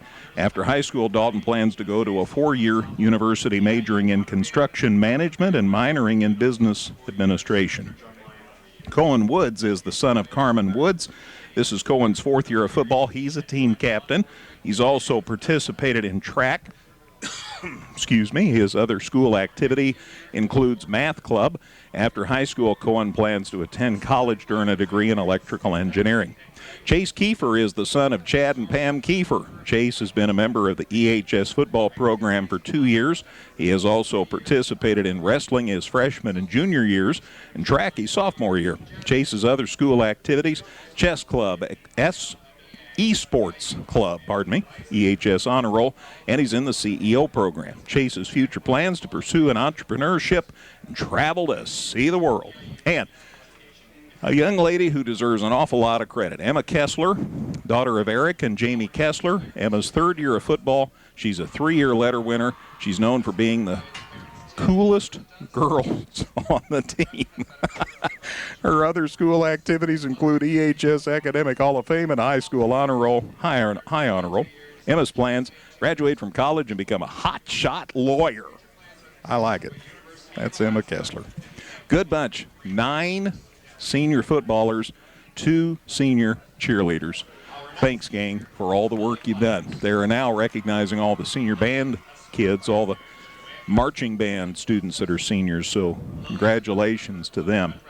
The officials, when they came up to introduce themselves, said, as you may be aware, October is Breast Cancer Awareness Month. Please notice that the officials for tonight's contest are supporting this worthwhile cause by wearing pink down indicators along with pink whistles and lanyards. These will be worn throughout the month, and a portion of their game fee will be donated to the Montgomery County Cancer Association. They ask if you are not involved, please do so. And as part of a family who lost a loved one because of that, it's near and dear to our hearts. So whatever you can do to help, that would certainly be much appreciated. Let's send it back to the studios. Gail, what do you have in the way of scores? What I have so far at halftime, Triad leads Lincoln 34-6. Also at halftime, Mahomet Seymour edging out Bloomington right now at 14-7. Also at halftime, Breeze Mater Dei 7, Mount Zion nothing. Halftime, Marion leads Mattoon 40-8. Newton on top of Marshall at halftime as well, 7-0. And of course, our game, Highland 21, Effingham 14 at the half. In the first quarter, I guess they got started late. Charleston nothing, Salem nothing. And in the second quarter, almost at the half, Cumberland leads Sangamon Valley 34-0. As far as Major League Baseball, in the mid-fourth inning, it is Houston Astros 1, Boston Red Sox nothing. Thank you, Gail. Appreciate the updates. Dave Waltman indicated Muhammad Seymour was leading Bloomington 14-7. Maybe you just gave that, Gail. I just wanted to be sure to pass it along. Better to give it twice than not at all. Marion rolling now, leading Mattoon 38-8 at halftime. So some whooping there. Triad leading Lincoln 34-6 at the break. So those scores. And Mater Dei in front of Mount Zion last report as well. So with that said, we'll again talk about the fact that today the Effingham Unit 40 School Board's Facilities Committee talked about the possibility of a turf field. Now, this has been talked about for years. Ever since they've had turf fields, they've talked about having one at Effingham. And it came up today in committee, and the consensus of the 3 board members who are on that committee was that they thought it was a swell idea. It's going to go to the full school board Monday night, and they will at that time decide whether or not they want to pursue it. Now, time is of the essence, and if they can get it started by December, the understanding is it'll be ready for next school year. It'll help with football. It'll help with wrestling or soccer. It'll help with band. They could have a wrestling practice on it if they wanted to. I guess really you could, couldn't you? Yeah, sure. You could start having some outdoor meets, right? I'm thinking, and why not? I'm thinking the band competition last week, wow, that would be wonderful to have that on a turf field. So all kinds of incentives, and you mentioned a lot of other sports at Eastern, for instance, are done on a turf field. So I think we're limited by my imagination as far as how you could use that field. But it costs $1.4 million. That's a lot of money in anybody's book. And so they are also going to be discussing how to fund it. They are going to go to the public and see how much they're willing to assist on this. The district is in sound financial shape, and so there could be some allocation of school board funds, district funds. But that's not my decision. That's the school board's decision. So we'll stay tuned about that. Bottom line is we'll know more Monday night. It's exciting, though, Dustin, to even think about it, though. Yeah, it's we go to several places at this point to have it, and it's very nice. It really keeps the weather from being so much of a factor in a lot of games. I mean, we've seen games here where if it just rains at the wrong time that week, or if it happens to be raining at the time of the game, well, by the fourth quarter, you know, the field is, through nobody's fault, just chewed up and tough to play on, and you avoid that right away and practice throughout the week. You know, it would allow you to get on it no matter what is going on. So, and like you said, a lot of sports besides football can make use of it either for their games or for practices. You know, just getting out and working on it. So there's a lot of positive aspects to it, and again, it just.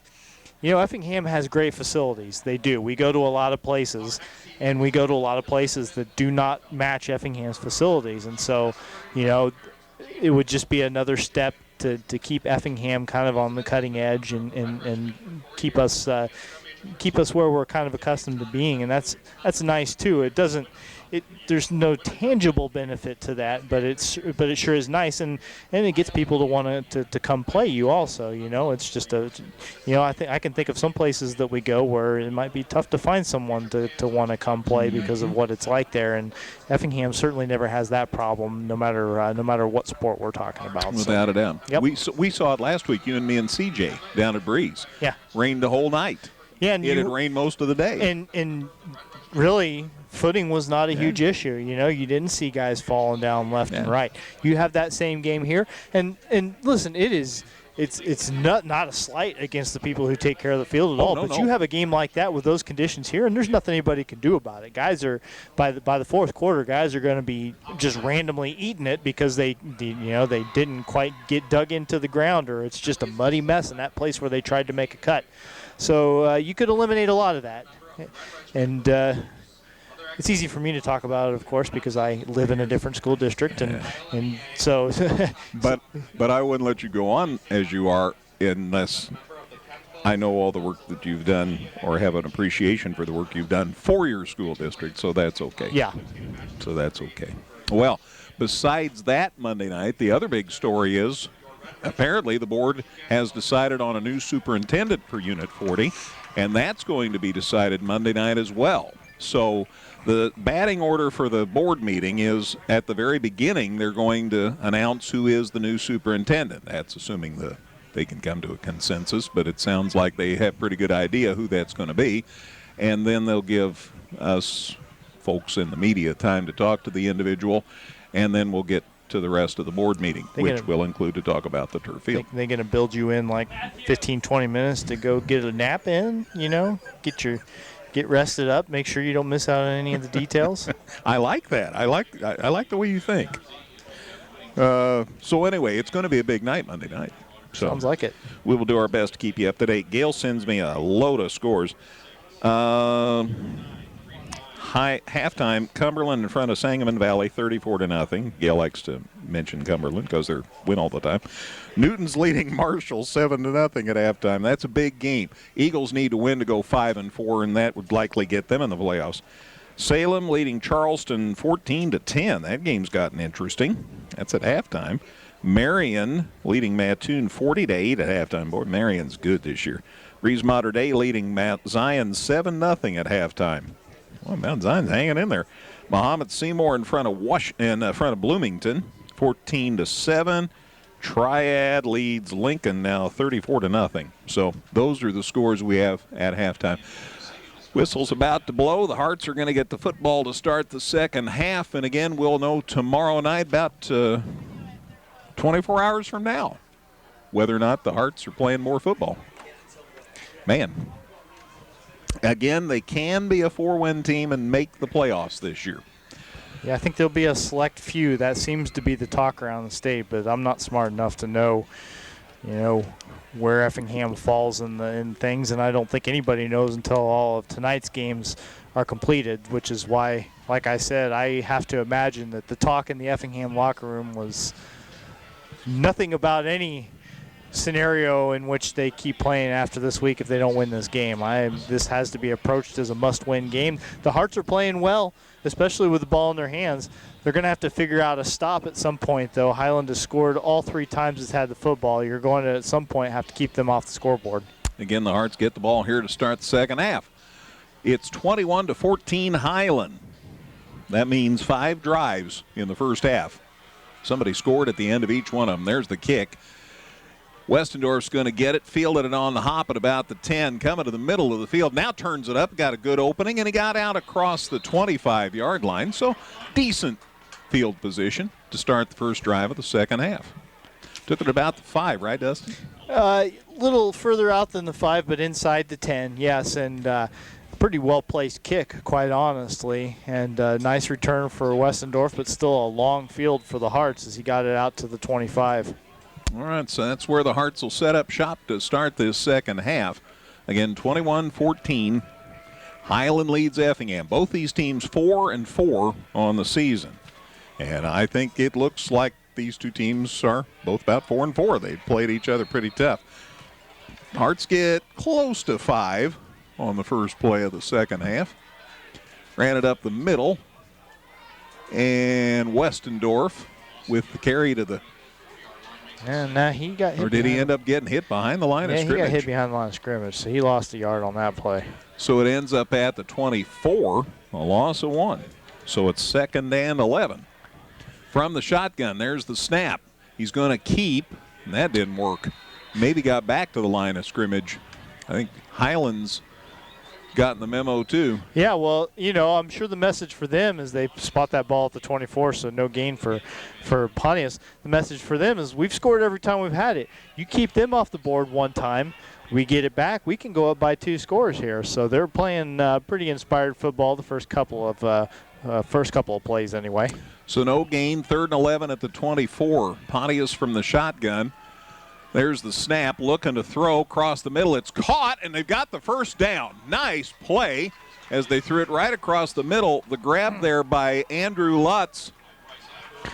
And the Hearts have a first down. Call it the 39. So from the 24 to the 39, a gain of 15. I believe that's Lutz's first catch of the season, and if not, one of very few he's had. So Effingham giving Highland a little different look there on a play where they really needed to convert on 3rd and long. Lutz was there for the 15-yard pickup in the first down. So 1st and 10 at the 39.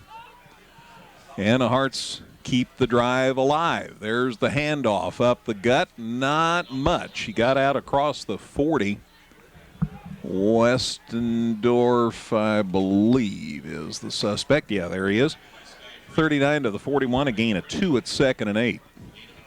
So 2nd and 8, there's the snap, and the ball got loose. Pontius gets it back, but they take him down back at the 35-yard line. Boy, nothing about that play went well. They snapped it very quickly, and apparently maybe not everybody was quite ready, and they scoot that all the way back to the 35, so a loss of 6 on the play.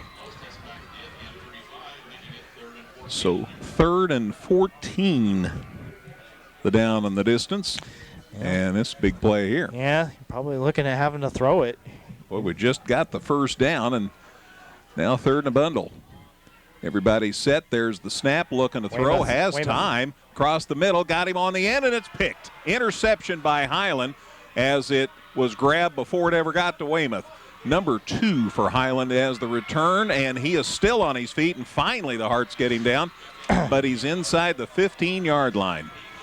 Yep, number 2, Gabe Marty read that play, jumped the route. I could tell as the play was developing that Weymouth was going to be the guy, and so did Gabe Marty, a defensive back for this team, a senior. He picked that one off, and then a long return. Inside the 10, football spotted at the 8, I believe. So it's the 13, Dustin. It's the 13-yard line where they will set it up. So 1st and 10 for Highland at the Hearts 13-yard line. 9:09 left in the 3rd quarter as this drive begins. Wubbles up under center.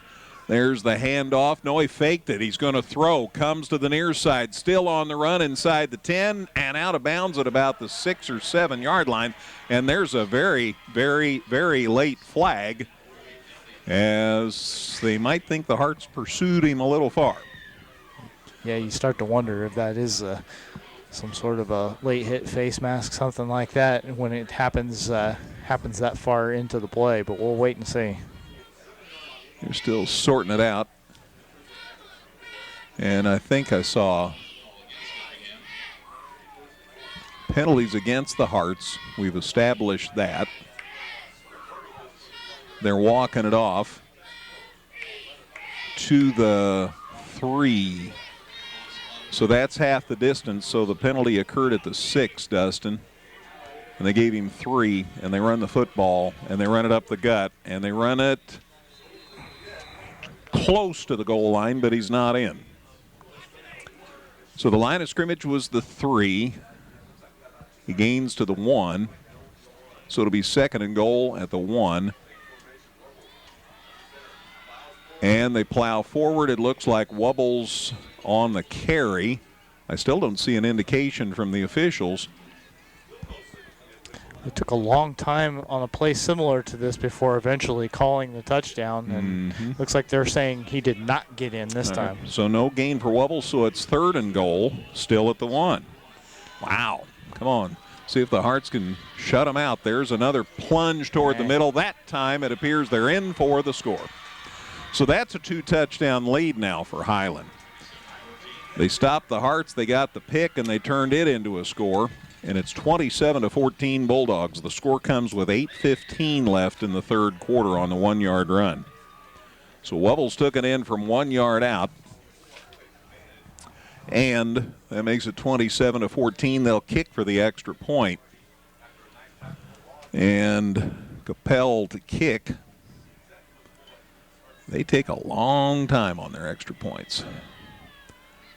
They're still sizing it up. There's the snap. There's the placement. Kicks up. Looks good. Is good. And it's 28-14. So the Hearts are down 2 scores. 8:15 to go, third quarter here at 97.9 XFM. Evergreen Nursing and Rehabilitation Center wishes area teams the best seasons ever. Evergreen has rehab to home suites for short-term rehab following hospitalization. They offer physical, occupational, and speech therapy. Go to Facebook at Evergreen Nursing Rehab for more information. The Giving Plate, a meal service with heart. Purchase fresh and frozen meals along with salads and wraps. We have provided over 1,000 free meals to members of our local community. Check us out at our website and order online at thegivingplatemeals.com. All right, 4 plays, 13 yards. Took 54 seconds after the interception. Wubbles took it in from 1 yard out. The kick was good, and it's 28-14 Highland. All that set up by a 39-yard interception return by Gabe Marty. So, yeah, the first turnover of the game comes up huge for the Bulldogs. They take that 2-score lead. Well, the ball was out there, and you just all were wanting to say, wait, don't do. Well, yep. And then it happened. He looked real open right up until the point when he wasn't. Right. Exactly right. So, Hearts down 2 scores. They've got to get a stop, he says. And everybody's saying, yeah, we know that, Greg. Here's the kickoff. Right up the gut. Bounces, and it's grabbed at the 10. The return up here to the near sideline, and they get it out across the 30. And it'll be decent field position anyway for the Hearts. So they got it at the 10, and they return it to the 30. And that's number 5. I don't have a number 5. I don't either. I have no idea who is number 5 for the Hearts. Yep. So we'll hopefully find out in a minute. Not on their official roster. Westendorf runs, and he got 3, I think. We'll set it down here. So it is Weldon Dunstan. Okay. Another kid who I got told wasn't going to play. Anyway, it's a 33 gain of 3. Yeah, Westendorf with a 3-yard pickup, and he's got it again here. Got a big gain going. Still on his feet. Lost the football. The Hearts do dive on it, though, and the Hearts do retain possession. As Westendorf was trying to come to the near side, all of a sudden the ball was loose. And I think I need to give credit to Jacob Foster, who landed on that football and saved the possession for Effingham. Wow. 2 times the ball has come loose for the Hearts here early on in the second half. It's enough for a first down to the 43. And here's a handoff, go right back to Westendorf, still on his feet, and he gets to midfield. So a good run. John he's pretty secure with the football most of the time, and so that's a little out of character for it to slip loose from him, but the Hearts do manage to get back hold of it, and John answers right back with a 6-yard pickup. Call it the 49, 42 to the 49, gain of 7, and it's second down and about 3, and here's Westendorf again, and they tripped him up that time, and no gain. No gain, right about still at the 49-yard line. Like maybe Vance Brindley, one of the linebackers for this Highland team, got in the backfield and grabbed him from behind. Pretty generous spot to give John a gain to the 50-yard line on that one. All right, so midfield. 6:39 to go, third quarter. Highland in front of the Hearts, 28-14. Both teams 4-4. Both hoping to make the postseason. Snap. Handoff, Westendorf up the middle, still on his feet, drives and gets the first down. The Highlands 45-yard line. Nice carry. John kind of lost his footing for a second in the backfield before he started running to take that handoff, but didn't completely throw the rhythm of the play off, and he picked up 5. They only needed 3, so the chains go moving again. They are at the Highland 45-yard line. Quick offense. There's a handoff, Westendorf again. Dives to the 42, so a gain of 3. It'll be 2nd and 7. The Hearts have not had a problem moving the football for the vast majority of this game.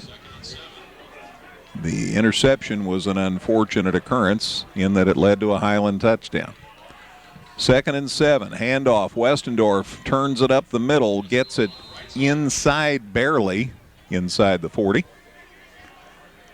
It'll be 3rd down. Yeah, football's right at the 40, so a gain of 2. And it's 3rd and 4. 3rd and 4.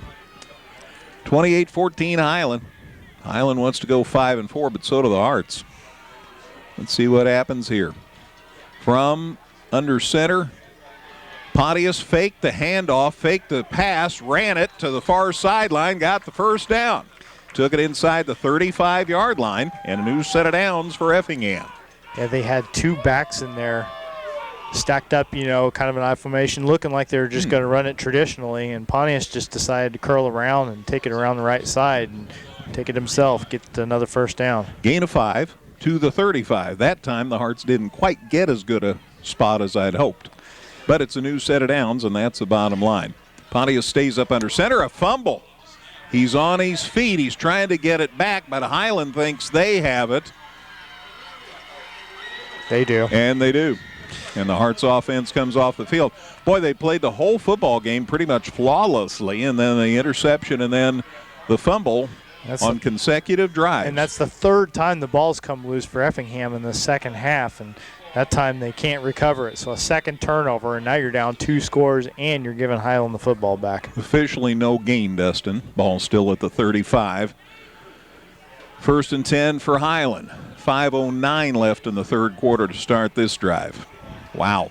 Hearts down 2 scores and need to get a stop here. Just about have to have it. Looking to throw his wobbles, and he gets away again, and he lost the football, and the Hearts might have it back. Highland's still diving, and I think it ends up that the Bulldogs are going to end up with the football. Blake Bushu had a chance. No! It's Effingham football. Okay. I like that better. Hearts do get the football. They'll score it at the 37-yard line. The Hearts get the football back. Wow. So they exchange fumbles. Called the 36. I guess they're going to make it the 36. So 1st and 10 for Effingham at Highlands 36. So if you went to make a sandwich a minute ago, we're right back where we were. Handoff up the gut. The Hearts driving and diving, and they get it inside the 35, and that's Keegan Baker that time with the carry. Call it the 34, gain of 2. 2nd and 8.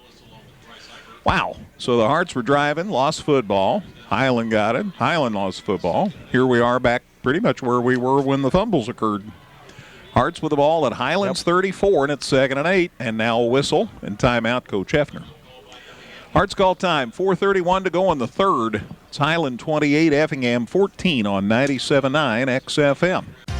Whether you're in the market to purchase a new or pre-owned vehicle, Northside Ford on North Color Drive in Effingham will find a vehicle that works for you. Check out Northside Ford's selection of cars, trucks, and SUVs today. Local, secure, enduring, and more convenient than ever, Washington Savings Bank is located in Effingham, Mattoon, and anywhere you are with their 24/7 virtual branch. Member FDIC. Houston has a 1-0 lead on the Red Sox in the middle of the 5th. That's the American League Championship Series. If Houston wins, that one's over. Bravos play tomorrow night against the Dodgers. Or tomorrow afternoon, it depends. Oh, that's true, on whether or not there's an American League game.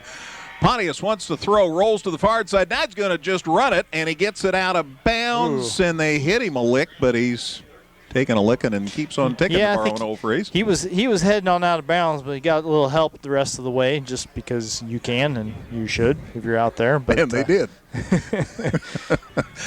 31. Gain of 3 from the 34 to the 31. So 3rd down now and about 5. 3rd and 5 for the Hearts. Been given a new life here. Really need to take advantage of it. Got to score this drive. Up under center, Pontius. The snap, there's the handoff, and nothing. Ooh. Holy moly. Nothing for Keegan Baker. Lost yardage, in fact. He got hit a lick. He was getting stood up by one guy, and then someone else came in and cleaned him up, and That probably didn't feel too great. Share the wealth there. Weymouth out, Westendorf back in, Baker out for Effingham, and it's 4th down, and the ball is at the 32. So he lost a yard. Yep. And I thought it could have been worse. All right, 4th down, gang. 4th down and 6. There's the snap. Looking to throw. Here they come. Down goes Pontius, and it's going to be Highland football. They ran that bunched up trip set over there, and they ran pretty much the same play where they got Lutz open over the middle before, but this time nothing that Pontius could do. He was getting hit in the backfield before he could even make a single read. So back to the 36. There's a loss of 4 on that, Dustin. And it'll be 1st and 10 for Highland at their 36. 3:12 left in the third quarter to start this drive. Well, that is a blow. Let's see what happens here. Wubbles from the shotgun. Hand off to the far side of the field. A great open field tackle by the Hearts. He might have lost yardage on that play. Dalton Fox got back there and dragged the running back Porter down. He is having a night. Call it the 33. Loss of 3. Loss of 3, so it's 2nd and 13. First time they've hit Porter for a loss tonight. Maybe that's a harbinger of things to come. From the shotgun, Wubbles hands off. They go up the middle, and there is nothing. They stop him at about the 35-yard line. Might have got 2. That's Porter again. To the 35, a gain of 2. So it's 3rd and 11. Boy, the Heart's going to stop here, and we'll see what happens. Thank you, Gail, for the update. 2:13 to go, third quarter. 28-14, Highland. That's a thing. Got to stop them. Then you have to do something with the football once you get it, right? Man in motion for Highland. There's the snap, the pass across the middle. It is caught right at the stick, right at the first down marker. I think they're going to spot him just short, Dustin. Altadonna goes down to his knees to make the catch, and yeah, they're going to set that one right at the 45. So a gain of 10. They needed 11. So it's 4th and 1. Yeah, well, there might have been a more important play in the game, but I don't think so. So they're going to go for it, obviously. They're up 2 scores, 4th and 1 at their 45. I'd be trying to draw them off sides there. Long count, change in cadence. Now there's the snap, and they run it up the gut, and they got the first down. Yeah. They shove him back, but he got first down to about the 47-yard line. That's a 1 yard enough for first down. Needed 1, got 2. So first down, Bulldogs at their 47. They put it at the 48, so they even gave him an extra yard just for fun. These guys done a pretty good job tonight, so I'm not going to quibble. So 1st and 10 at the 48. Let's see what happens here. Going to throw across the middle. It's caught out there by Beard, and he gets taken down by Noah Jones. But the pass is complete, and it is complete to Effingham's 47. So a gain of 5 to Effingham's 47-yard line. So 2nd and 5. Under a minute left in the third quarter. That's the other thing you start to think about, the time remaining. You really do, because Highland has run long drives. They hold the football for quite a while. Webbles from the shotgun. Handoff, and down he goes. Shy of the marker, and they actually lost yardage. It's back to the Effingham 49. They lost 2 on that, Dustin. Yeah, I think Porter's feet kind of came out from underneath him a little bit there. Tagged him out, back from the 47 to the 49. And Highland probably not in a hurry to get one more play off. No. And so they're going to let the clock elapse here. I don't know. They're lining up with 10 seconds to go. There's the snap. They do run one more play. Here come the Hearts. Oh, the man fell down. They go back across the grain. The pass is complete. It's a first down. He's headed down the sidelines. He gets taken down, but not before he's inside the 20-yard line. So great field position for Highland, and now they're really glad they ran that one more play in the third quarter. Third quarter has come to an end. The spot, Dustin, is at the 25, so a gain of 24 yards. And we'll see where things go from here. Fourth quarter on the way in a minute on 97.9 XFM. Come see all the redesigned Chevrolet and Toyota models at Dan Heck Chevrolet Toyota, located south Route 45 here in Effingham, or at danheck.com. Evergreen Nursing and Rehabilitation Center wishes area teams the best seasons ever. Evergreen has rehab to home suites for short-term rehab following hospitalization. They offer physical, occupational, and speech therapy. Go to Facebook at Evergreen Nursing Rehab for more information. All right, we go to the fourth quarter. Highland with the ball at Effingham's 25-yard line, 1st and 10. That's how we start this fourth quarter. It's 28-14 Highland. The Hearts absolutely have to avoid a score here. Got to get a stop. New set of downs, though, for the Bulldogs, and they haven't been slowed down much. Webbles back in the shotgun. Send Beard over to the right side. There's a pitch play, and they run it to the right side, and he gets inside the 20, and they set him down at about the 17-yard line. That's Porter again. He's been a load. And spot is at the 17-yard line, Dustin, so a gain of 8, and it's 2nd and 2. That's the biggest run he's had. Equals the biggest run he's had. He's broken off a couple other 8-yarders, but hasn't really had that breakout play. Just been solid. They've run the ball solidly. Webble's done most of their rushing work. 2nd and 2. There's the snap. He fakes. He keeps it, and Webbles has the first down. He's still inside the 10. He's inside the 5. And it's going to be 1st and goal for Highland. I mean, that's where they've really killed the Effingham defense is, they have to keep an eye on Porter. He's obviously their leading runner, but that has allowed Wubbles to do what he just did there, fake the handoff, take it himself, get a lot of room to run, and pick up another first down. We'll mark it at the 3, so a gain of 14, Dustin. 79 rushing yards on 13 attempts for Wubbles. There's the snap. Wubbles keeps it. He's up the middle, and he's in for the touchdown. That gives Highland a 3-touchdown lead just into the fourth quarter. It's 34-14, and they'll try for the extra point now.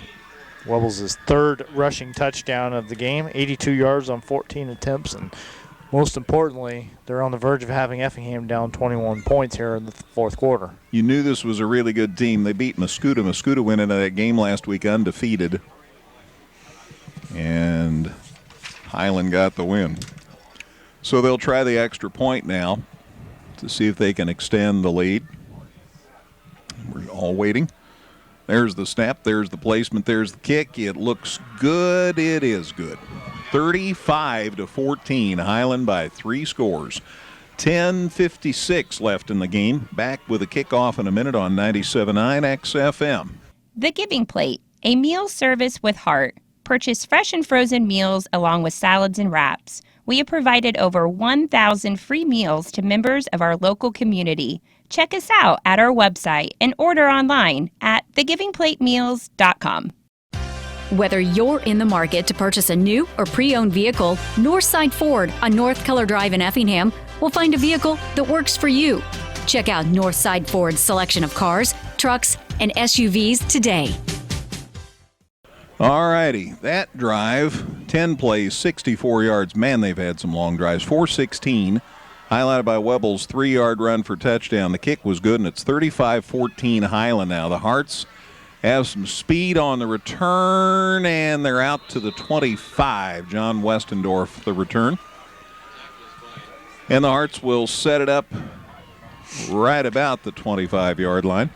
Drive will start with 10:49 left in the game. Capel is not a boomer as far as these kickoffs go, but they've been tough for Effingham to handle just on the bounce a lot of times. They've done a pretty good job, but never able to get that real head of steam built up. Westendorf there took it at about the 8 and got it to the 25, but this is about where Effingham started every drive. So we'll see what happens. Just a hair under 11 minutes left in the game, and the Hearts are down 3 scores. Pontius in the shotgun. You would assume Highland's going to be coming with all guns ablazing. There's the handoff. Keegan Baker, big hole on the right side. Still big head of steam. He's out across the 35, and the Hearts have a first down. Maybe they're going to play contain defense here. And they may have thought that Effingham was going to be throwing the ball there. It does seem like perhaps a penalty came in at the end of that play there. Talking it over. And it's on Highland. So the gains to the 38, Dustin. Helmet to helmet is what they're saying. So it was on the tackle, so you're going to tack some on. That was a first down run anyway. Gain was 13 on the run, and then 15 yards. So that moves the ball into Highland territory. So the Hearts have it 1st and 10 at Highland's 47. Well, that's a nice break. Now you got to do something with it. 28 yards helps. From the shotgun, Pontius, there's the snap, gives it to Baker. No, he keeps. He's up the middle, and he's diving, and he's inside the 40. And, boy, there's a way late hit. But maybe they're saying he couldn't avoid it. Brent Webble's the quarterback. You don't know about getting hit. Gain to the 40. So a gain of 8. If you're going to keep running, you got to hustle here. So 2nd and a long 2. Hearts are down 3 scores, so time's of the essence here. Pontius from the shotgun.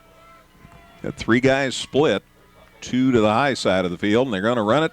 Baker, no, Pontius kept, and he's inside the 35. Got another first down, I think. Yeah, I think you're right on that. Gain is to the 35, so a gain of 5, and it's a new set of downs, 34 they're telling me now. Gain of 6. So 1st and 10 for Effingham at Highlands 34. Taking some time on this running game. He has to come to the sideline to get to play every time, and that takes a little time. Pontius from the shotgun. There's the snap. Faked the handoff, kept it. He's driving, and he's inside the 30 now. So a good gain for Pontius. From the 34, the gain is to the 29. 34 to the 29, gain of 5. And it's 2nd and 5. But, boy, this is taking some time. Down to 9:10 to go, and the Hearts are down 3 scores now. Mm-hmm. I guess you score this one, and then you're going to have to hurry up anyway, right? Get one on the board. From the shotgun, there's the snap. There's a handoff to Baker this time, and Keegan was getting pulled from behind and then got hit. And, boy, that looked like helmet to helmet, didn't it, you? It was close. Gains to the 26, pardon me, so a gain of 3. So it's 3rd and 2. 3rd and 2 at the 26. And then we're down to 8.5 to go. Yeah, it's taking a long time to materialize here. Pontius from the shotgun. There's the snap. Handoff Baker going left side, still on his feet, and he finally gets waylaid inside the 25. They'll mark it at the 22. 26 to the 22, a gain of 4. And that's enough for a first down. So the Hearts keep the drive moving. Extended action here. He hadn't taken any carries in a little while, but he's doing the bulk of it now. And they're moving the football down the field, but again, under 8 minutes to go now. Again from the shotgun. Pontius, there's the snap. Fake the handoff, and he drives forward, and he gets near the 20. Near the 20. Yeah, that one didn't work as well as it has for him so far during this drive. Highland finally stayed home on that one, and if he gained a yard or two, that's going to be about it. The supposition is that they're going to pop loose and throw a pass here in a minute, and Highland's going to expect the run. They got a yard, so it's 2nd and 9 at the 21. 21-yard line, 2nd and 9 for the Hearts, and we're down to 7:20 to go. Might be the time to do it. Hearts down 3 scores. Pontius, different set.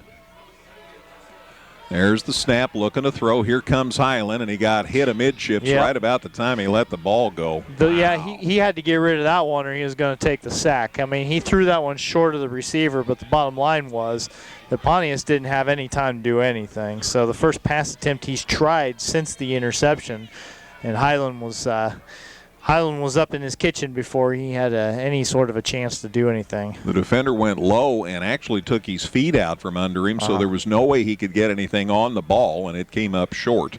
So that stops the clock with 7:10 left. and it's 3rd and 9. 3rd and 9 for the Hearts. At the 21 of Highland, looking to throw. There's a pass, and it's almost intercepted, but it's dropped. Westendorf was the intended receiver, but Highland's Brendan Jelly got a hand on that one. And again, if Pontius holds on to that ball for a tick longer, he's got a guy coming on his blind side ready to just drill him. So I don't know if he felt it coming and got rid of that one a beat earlier than he wanted to, which is maybe why the ball was catchable for the defense, or it's hard to say, but the pass protection hasn't been there on this possession. Well, friends and neighbors, it's 4th and 9. There's the snap. He rolls to the near side. Look, and there's the pass, and it is caught. Yeah. Yes, inside the 10-yard line. Good adjustment from Estrada because that ball was thrown behind him. He went back for it and was able to pick it up before it hit the turf inside the 10. 1st and goal at the 8. So from the 21 to the 8, Dustin, and pass completion of 13 yards. 1st and goal for the Hearts at Highlands 8. We're under 7 minutes to go. 3 touchdowns down. Caden Walls lined up out left. He's already caught 2 touchdowns today.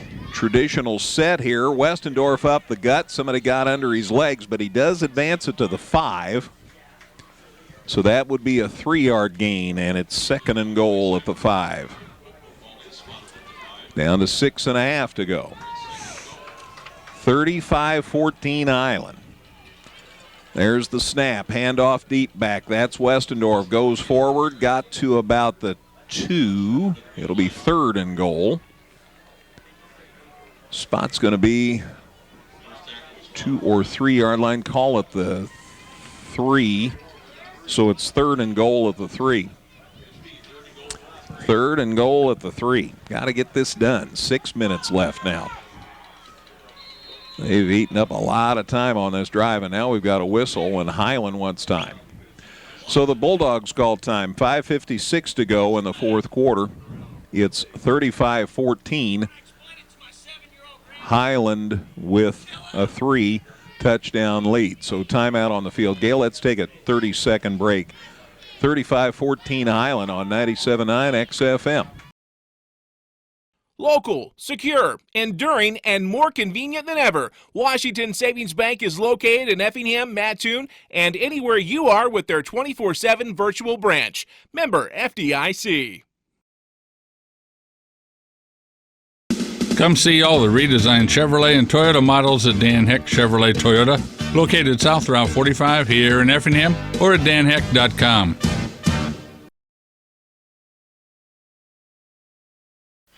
All right, we're back. It's 3rd and goal at the 3. Hearts are down 3 scores, 35-14. 5:56 remaining. Tomorrow night we find out whether there's more football. We're probably somewhere or nowhere next weekend. Not like the old days. The olden days, they started on Wednesday, and then you turned around and played again on Saturday, and then you played on Wednesday. And I tell you what, some guys were tired by the time you got done doing that. All right, 3rd and goal at the 3. Here we go. Pontius up under center. Handoff. Westendorf is still on his feet, and he's in for the touchdown. Good second effort there for John. Absolutely. He was stopped dead to rights and kept on his feet and dove in for the score. 3-yard touchdown run, John Westendorf. Score comes with 5:51 remaining. That makes it 35-20. And Hearts will kick for 1. Boy, that is a huge score. Armando Estrada for the extra point try from the hold of Zach Donaldson. There's the snap, the placement, the kick's up. The old left-hander winds it up there. Left legger, I guess. It's good. 35-21. Hearts are back within 2 with 5:51 remaining. Kickoff on the way in a moment here on 97.9 XFM. Evergreen Nursing and Rehabilitation Center wishes area teams the best seasons ever. Evergreen has rehab to home suites for short-term rehab following hospitalization. They offer physical, occupational, and speech therapy. Go to Facebook at Evergreen Nursing Rehab for more information. The Giving Plate, a meal service with heart. Purchase fresh and frozen meals along with salads and wraps. We have provided over 1,000 free meals to members of our local community. Check us out at our website and order online at thegivingplatemeals.com. Hart's trying onside kick. Highland got on it. They had their good hands people up front, and Cameron Willis recovered that football. Highland will have it 1st and 10 at their 46-yard line with 5:50 remaining. Here's the Hart scoring drive. 13 plays, 75 yards, took 5:05 off the clock. Highlighted by John Westendorf's 3-yard run. Kick was good by Armando Estrada. The Harts are within 35-21, but 5:50 left. Highland with the football. From the shotgun, Webbles hands it off. Porter to the right side. Look at him go. First down, still on his feet, bouncing off people. Finally he goes down, but not until he's inside the Harts' 30-yard line. Boy, he did a little Marshawn Lynch impression there. Once he got into the second or third layer of the Effingham defense, just pushed somebody out of the way, gained a few extra yards. That was a big run. Wow, they give him to the 27. Big gain. So that was the first play from scrimmage, a big gain. Here's the handoff. Porter again, still on his feet, got inside a bunch of people, takes it inside the 20. Porter was at 8 carries for 43 yards, or 15 carries for 43 yards a minute ago, and he's chunking up some yards all of a sudden. The Harts are not used to people that keep coming at you late in the game. The Harts usually wear people down. Not working that way so far here. Webble stays in the shotgun. There's the snap. Handoff. Porter right side, and the Harts stuffed that one pretty good. I think he got the first down. Yeah, he only had a yard to go, so no matter how well you do, it's still going to move those chains again. And they do indeed. Max Nelson on the stop for the Harts, old number 8. And it's at the 17, Dustin. So gain from the 27. That can't be right. Anyway, it's at the 17. 1st and 10. So that's where the new set of downs will start here. Again, the Harts are back within 2 scores. From the shotgun, there's the snap. They hand it up the middle to Porter, and they're bringing him down from behind. And might actually have no gain by the time this all gets sorted out. Yep. Clayton Heil on the stop. Got to talk to his grandpa before the game.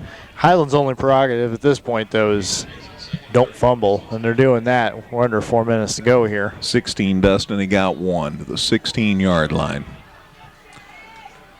Yeah, the clock keeps running. That's the thing. Wobbles shows pass. Now he goes past to the end zone, and it is caught for a touchdown. I thought he might run out of end zone, but they say I got back in the back corner of the end zone and made the catch for the score. I'm still waiting to see who it was that made the catch. Brody Lewis, 34. He's the one doing the high five, and a really good catch. 16-yard pass completion for a touchdown. That makes it 41-21. And Capel for the extra point now. And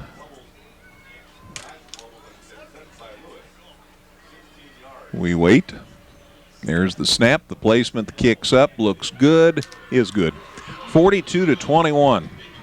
Harts back down by 3 scores, 3:51 remaining. On the way in a minute here on 97.9 XFM. Whether you're in the market to purchase a new or pre-owned vehicle, Northside Ford on North Keller Drive in Effingham will find a vehicle that works for you. Check out Northside Ford's selection of cars, trucks, and SUVs today. Local, secure, enduring, and more convenient than ever, Washington Savings Bank is located in Effingham, Mattoon, and anywhere you are with their 24/7 virtual branch. Member FDIC. All right, Dustin's got the numbers on that drive. Yeah, that was a 5-play, 54-yard drive for Highland. Took exactly 2 minutes to finish, and a 16-yard pass to, that was Brody Lewis who made the catch there, and so the Bulldogs are back up by 3 touchdowns, and we're under 4 minutes to go. So what you're telling me, that was the 2-minute drill. Yeah, and that was a dagger as well. I don't know that there's much Effingham can do at this point. Down 3 scores and under 4 minutes to play. Let's see about the kickoff here. This time a traditional kickoff. And it's grabbed at about the 13. Hart's coming to the near side of the field, and down they go as they return it out across the 20. And it will be 1st and 10 for the Hearts. Number 12 for the Hearts, Jacob Weaver on that return. All right, so it's 1st and 10 for Effingham. Call at the 23-yard line. 1st and 10 at the 23, 3:46 left as the Hearts start this drive. Again, down 3 scores. They are saying, you know who they are. They are saying that some 4-win teams are going to make the postseason, so we'll see what happens. They fake a handoff. They run it up the middle. Pontius got a little, but not a lot. I'm not sure he got to the 25. We'll see about the spot. Pontius on the carry. He did not get to the 25, to the 24, so a gain of just 1. And it's 2nd and 9. Looking to throw. There's the pass off the wrong foot. It's caught. And boy, then the Hart receiver got drilled. Nice catch out there. That's Estrada. Armando has had a heck of a season for the Hearts. Gain is to the 37. So from the 24 to the 37, a gain of 13 yards. And now we've got time, and Highland wants time. They don't want to do something wrong. They've got it all their way now. 3-touchdown lead. So timeout Highland. Ball's at the 37, 3:15 remaining. They've almost been unstoppable tonight. Yeah, I mean, almost every Highland possession every Highland possession has resulted in a touchdown. So that's not going to work. You know, Effingham had a couple of well, that's not true. There was one Highland turnover, so I take that back. But on the fumble. But Effingham has also lost a fumble and thrown the interception besides, and that's, you know, not the difference in the game, but you can't afford to have any of that, you know, whenever you're not ever getting the other team to punt. But the story of the game is basically Highland moving the football from start to finish and just kind of bullying the Effingham defense tonight. It is ironic that right before halftime something happened that affected the game. Last week, same situation. Yeah. Hearts fumbled against Mater Dei right at the goal line. Or close to it. Yeah, that big 50-yard touchdown pass right before halftime was a real backbreaker. See what the Hearts do. Going to throw. Pontius has time. Now he's going to run. Got a nice open field. Runs hard. Gets hit about the 42-yard line. So from the 37 to the 42, that didn't turn out to be as big a gain as I'd hoped. So gain of 5, and it's 2nd and 5. From the shotgun.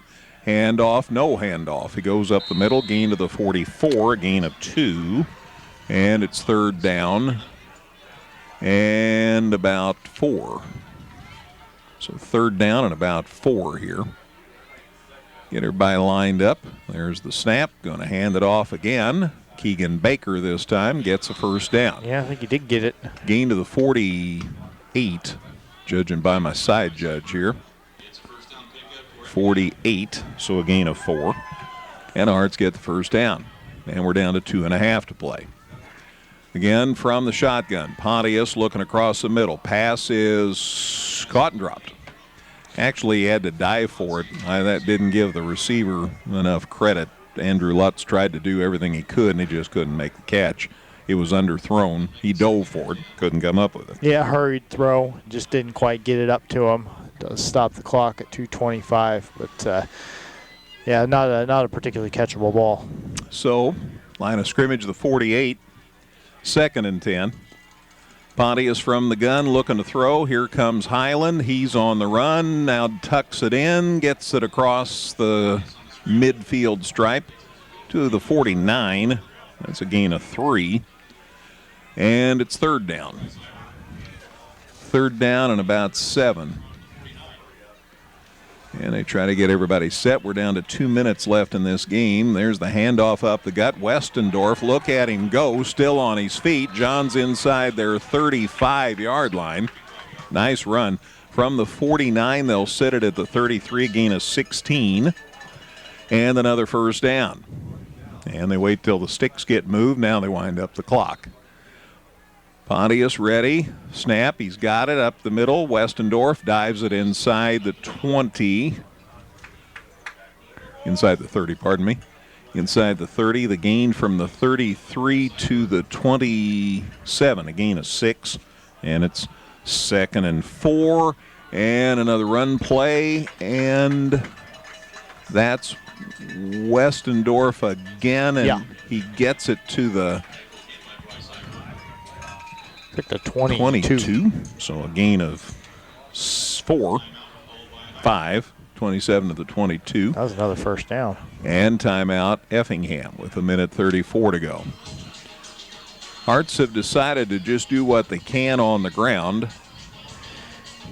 And so we're 1:34 on the clock from wrapping this one up. And gosh, I know I'm diverting attention from the game at hand, but I hear the Macarena.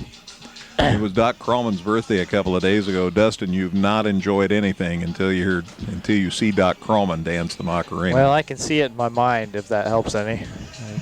I can just picture that. I could picture the whole office, actually, the whole Premier Broadcasting crew just gathering, and I'm going to say Flex's office. This seems like maybe Brian's office, actually. Brian seems like the kind of guy who would really be into something like that. Yes, Doc's son played football for the Hearts, and at the end of the third quarter over at the old place, they played the Macarena a lot, and it was epic, let me tell you. All right, back to the game. We're at the 22. Millie can probably hear it from her house, and she's probably doing it right now. She probably is, her and her dog. All right, it's at the 22. It's 1st and 10. Hearts' regular season about to come to an end. Pontius from the shotgun fakes the handoff, running, goes to the far side, still on his feet, looking for the first down yardage. Got out of bounds, I think. Yeah, out of bounds. 1:28 left. The gain from the 22 to the, 13, Dustin. Give him 9. Here's the play. There's the pass. It's intercepted. And that's going to be the show. On his wrong foot, had a man bearing down on him. Pontius let it go, and Highland gets the pick. So it's first down. Highland at their own 10-yard line. Cameron Willis with the interception there, the second of the game for Pontius, and that's going to be your ball game. And we'll see one giant knee for Mankind here a couple of times, and that'll be the show. So it's 42-21 Highland. 1:22 remaining. There's one knee in the victory formation. So Highland will go to 5-4, and the Hearts will go to 4-5, and we'll all find out tomorrow night if both these teams are playing next week. Again, there are a number of 4-win teams that are going to make the playoffs. Hearts have a zillion playoff points, so if that's the main consideration, they ought to be in. Again, about 8 o'clock tomorrow night's when they ought to be announcing who's playing whom. We might find out who's in before that, though, so I'll let you know just as quickly as I find out. Another knee. We're down to 35 seconds left. We're just cleaning up here. Final score is going to be Highland 42, Effingham 21. Boy, it was back and forth. First 5 possessions, whoever had the football scored. But a couple of turnovers let Highland get out in front, and they win. Down to 10 seconds. Again, the final score here tonight, Highland 42, Effingham 21. We'll talk with Coach Hefner. We'll get all the scores from across the land. Dustin has great stats as always. It's all on the way in a minute here on 97.9 XFM. Come see all the redesigned Chevrolet and Toyota models at Dan Heck Chevrolet Toyota, located south Route 45 here in Effingham, or at danheck.com. Evergreen Nursing and Rehabilitation Center wishes area teams the best seasons ever. Evergreen has rehab to home suites for short-term rehab following hospitalization. They offer physical, occupational, and speech therapy. Go to Facebook at Evergreen Nursing Rehab for more information. This is the Pro Rehab Postgame Show. Pro Rehab is your best choice for physical therapy. Call 217-606-3004. All right. Thank you, Gail. We're back at Klosterman Field again. The final score tonight, Highland 42, Effingham 21. So again, Highland improves to 5-4 on the season. The Hearts are 4-5, and as I mentioned a moment ago, we'll all find out tomorrow night whether or not both these teams make the postseason. You know, it's not a given that either will make the postseason, but I think Highland will now with 5 wins. In the situation in which we find ourselves, some teams didn't get to finish their season. COVID waylaid them, and so a lot of people are going to have to fill in the gaps. And you can't really move people up to another class like you've done in the past because that'll leave holes in some other class. So it's going to be interesting for the IHSA to decide just who's going to play whom and who's going to go where. And again, I've heard as early as 5 o'clock that we might know who's in. But I know it'll be 8 o'clock when we find out who's playing whom and where and when. So we'll do our best to keep you up to date. Of course, we'll have it on the web, and I'll be up at the studios tomorrow night letting you know what's up as far as all the details. And Newton fans, I'll let you know about them. Cumberland fans, I'll let you know about them. The other Apollo schools who make it, I'll let you know what's up with them. So we'll do our best to keep you up to date. All right, here's a look at the scoring in this one. Highland got the ball first. They scored first. 8:09 in the first quarter at the end of a 12-play, 74-yard drive that took 3:51. Porter scored on a 1-yard run. Their kick was good, and they led it 7-0. Hearts came right back, scored on a massive 10-play, 73-yard drive, took 5:31. They scored with 2:38 left in the first quarter at the end of a 5-play, 31-yard drive. A 10-play, 73-yard drive that took 5:31 off the clock. And that was a pretty pass play from Pontius to Walls. Caden Walls caught the 25-yard pass for a touchdown. Armando Estrada's kick was good, and it was 7-7. Highland then scored with 9:27 to go in the second quarter at the end of a 14-play, 79-yard drive that took 5:11 off the clock. And Webbles, the quarterback, carried it in from 5 yards out. The kick was good, and Highland was back in front 14-7. That's the thing I had never realized about this game. The Hearts never did lead. Hearts never did have the lead in this game. And Highland went ahead 14-7 with 9:27 to go in the second. Then the Hearts staged a 16-play, 80-yard drive. It took 8:13 off the clock, highlighted by another pass caught by Caden Walls for a touchdown. Now, the full story there is the pass was touched by Evan Weymouth.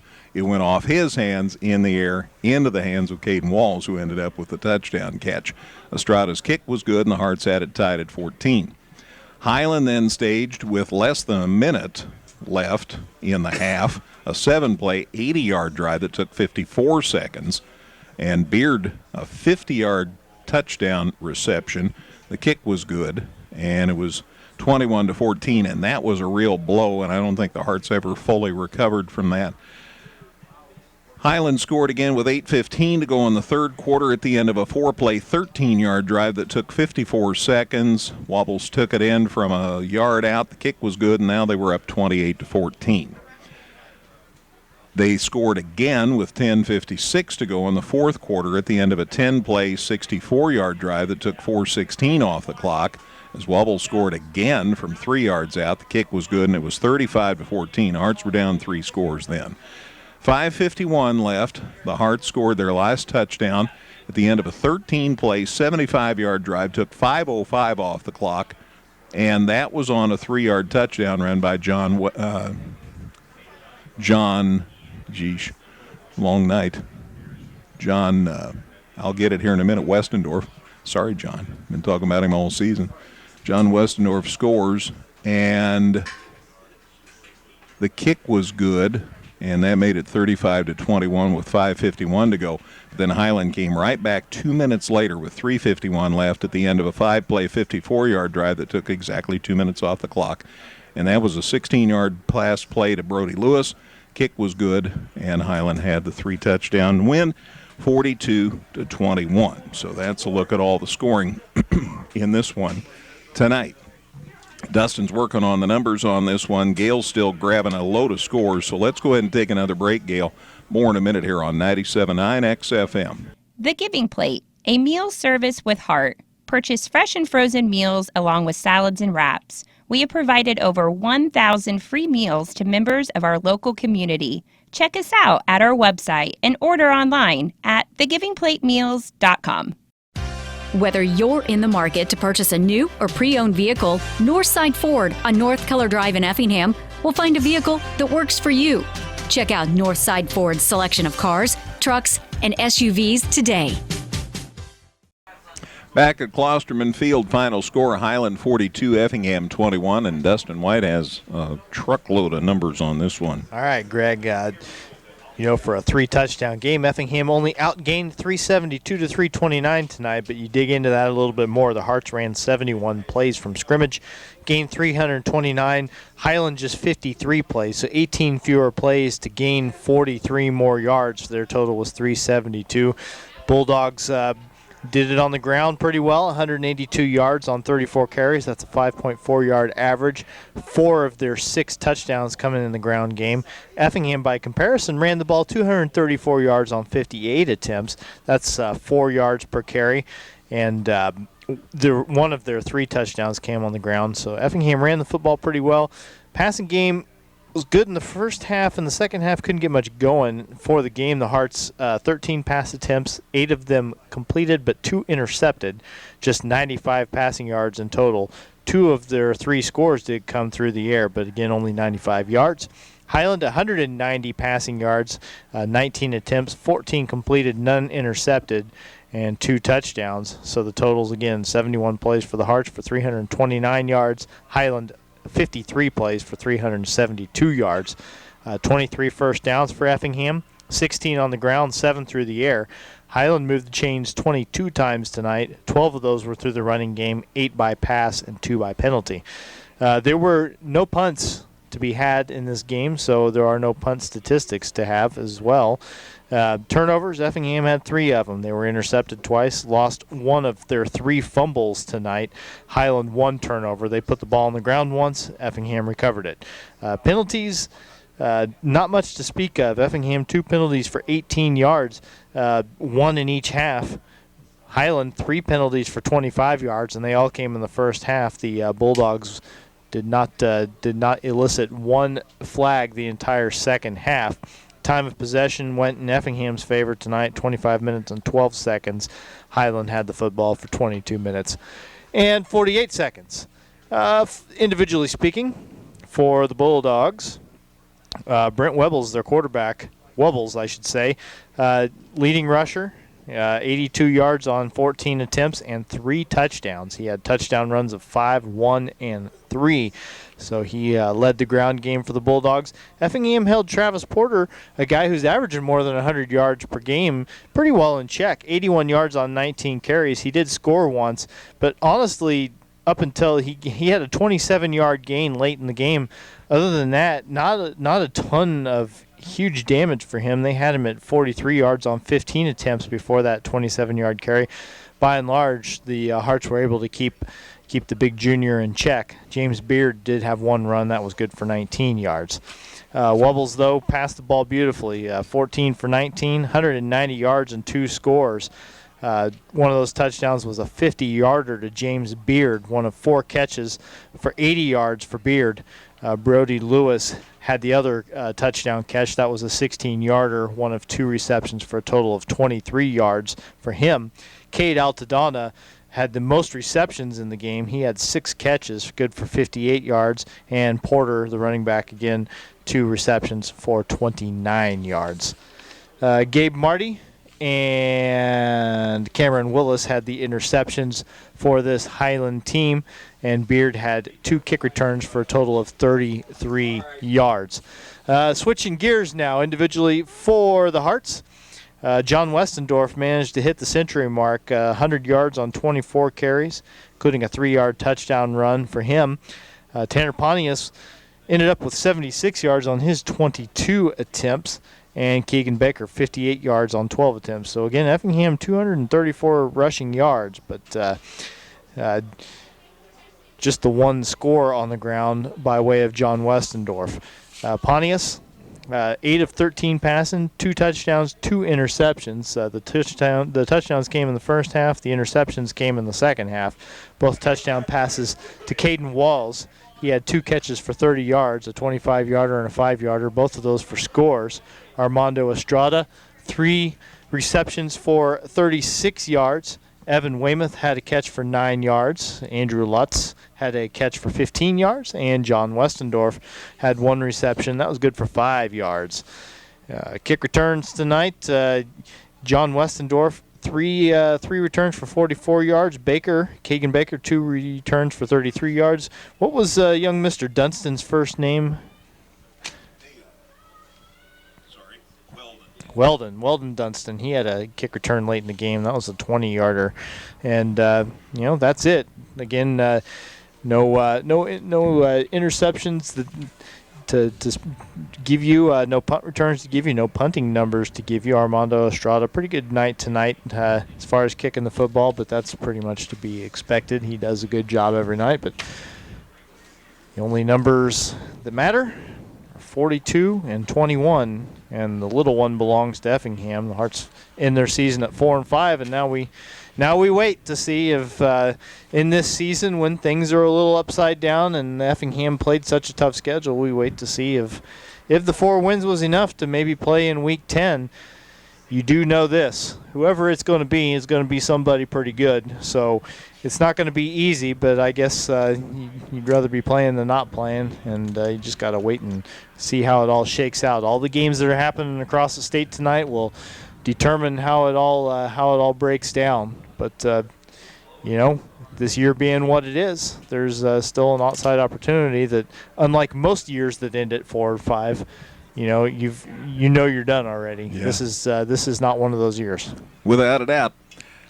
Coach is on his way, I think. CJ was nice enough to go get him. We've got a lot of media up here tonight, and the booth next door is kind of like Animal House.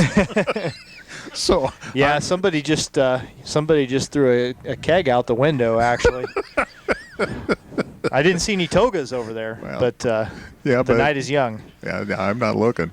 And thank you, CJ, and thank you, Brett, for coming up. We'll visit with the Hearts coach now on the post-game show.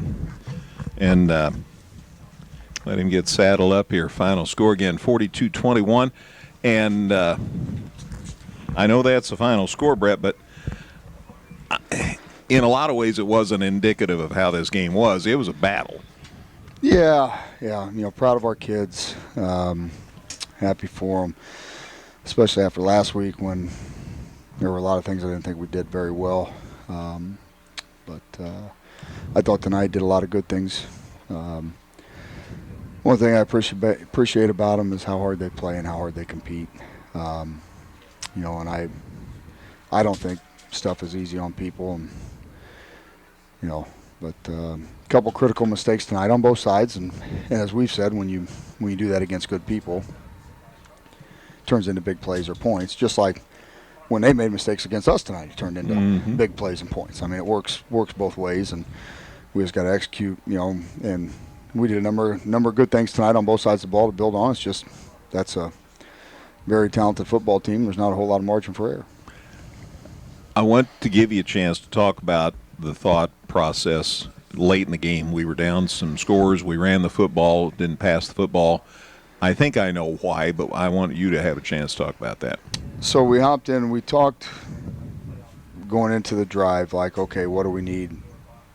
Because at that point we're also prepping, okay, if we do get selected tomorrow, okay, what do we need? What haven't we had a number of game reps at? So one of them is a no-huddle situation with that personnel group, which we haven't done as much. We've gone no-huddle with a different personnel group. So we hopped in with that personnel group to get some reps in. Well, then they got out of their traditional look and went to a 3 defensive lineman look and 8 guys in coverage. Well, it's hard to throw the ball with 8 guys in coverage. Yeah.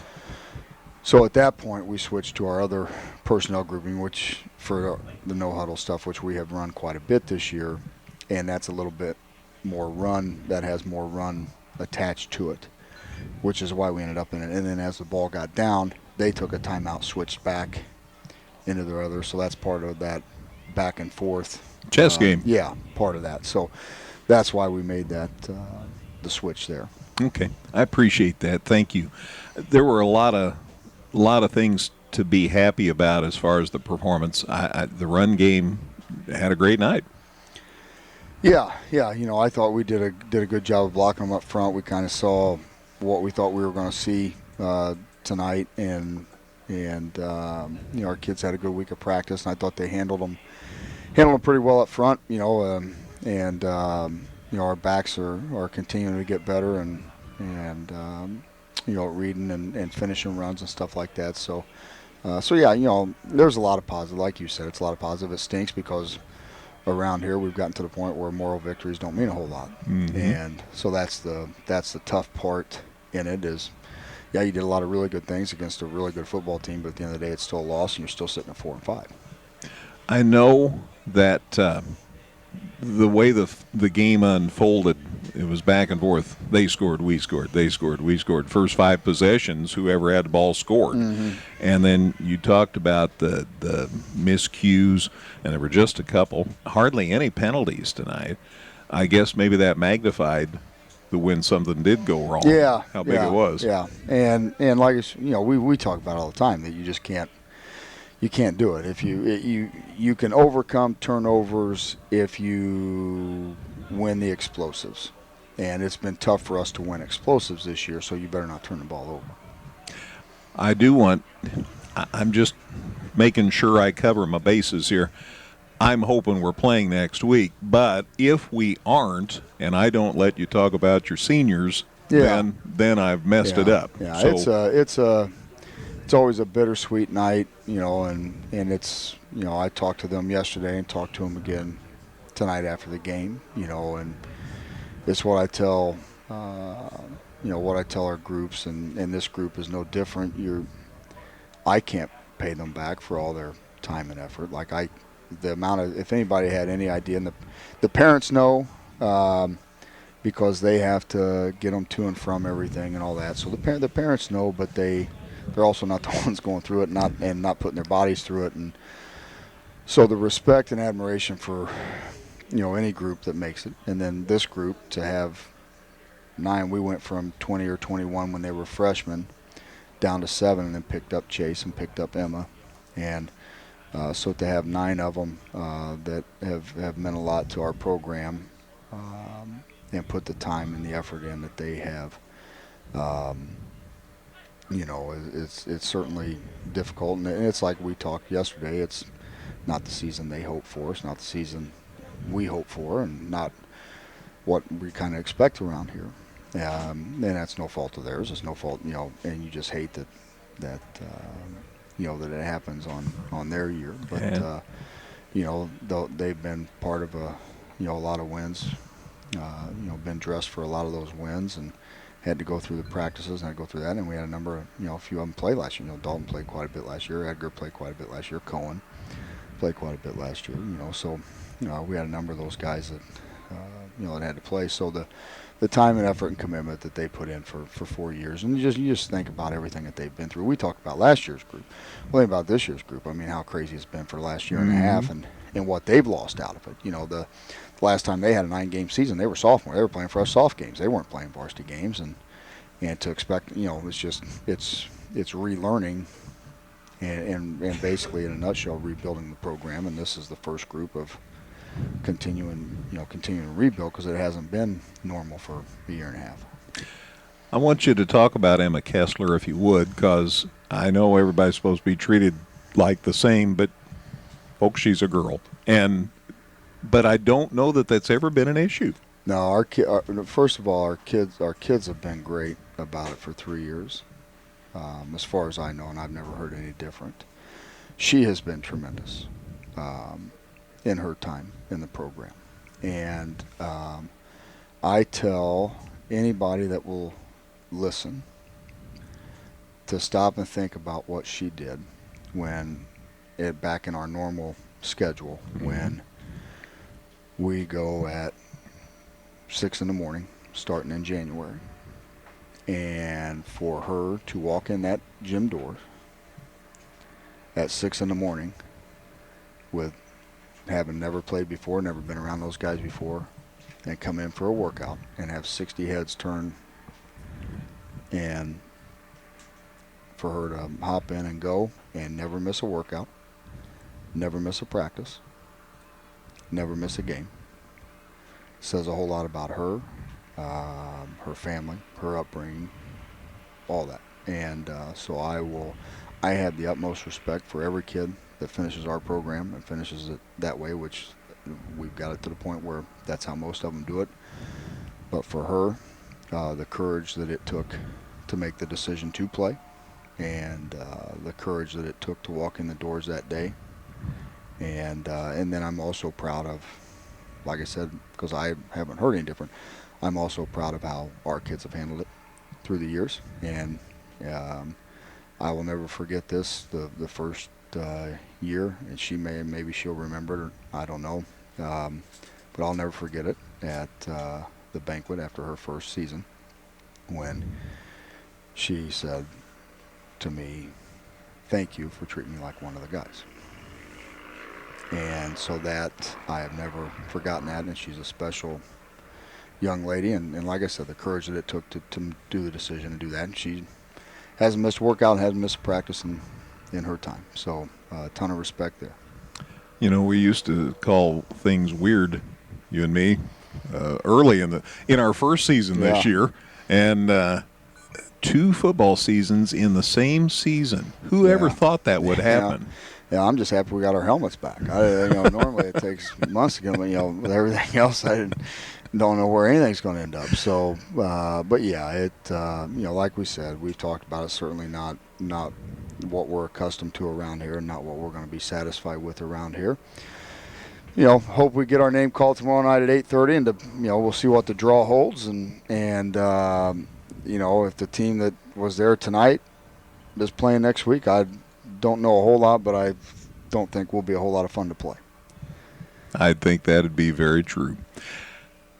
One thing has come up in the last day, the fact about a turf field being a possibility. We've played on them. We've played against people that have them. It's going to be visited by the school board Monday night. Yeah, and I hope it goes through. Everybody always talks about and looks at it strictly from a football standpoint. I've been fortunate to coach at places that have them, and it becomes the biggest classroom in the school district, because every PE class uses it, the band uses it, soccer uses it. In the spring, your baseball and softball teams have a place to get outside and go take ground balls and throw and stuff like that. Nights like tonight, when the dew and moisture is on the ground, you're not slipping and sliding. Look at all the rain we had last week at Mater Day, and the field's not a factor.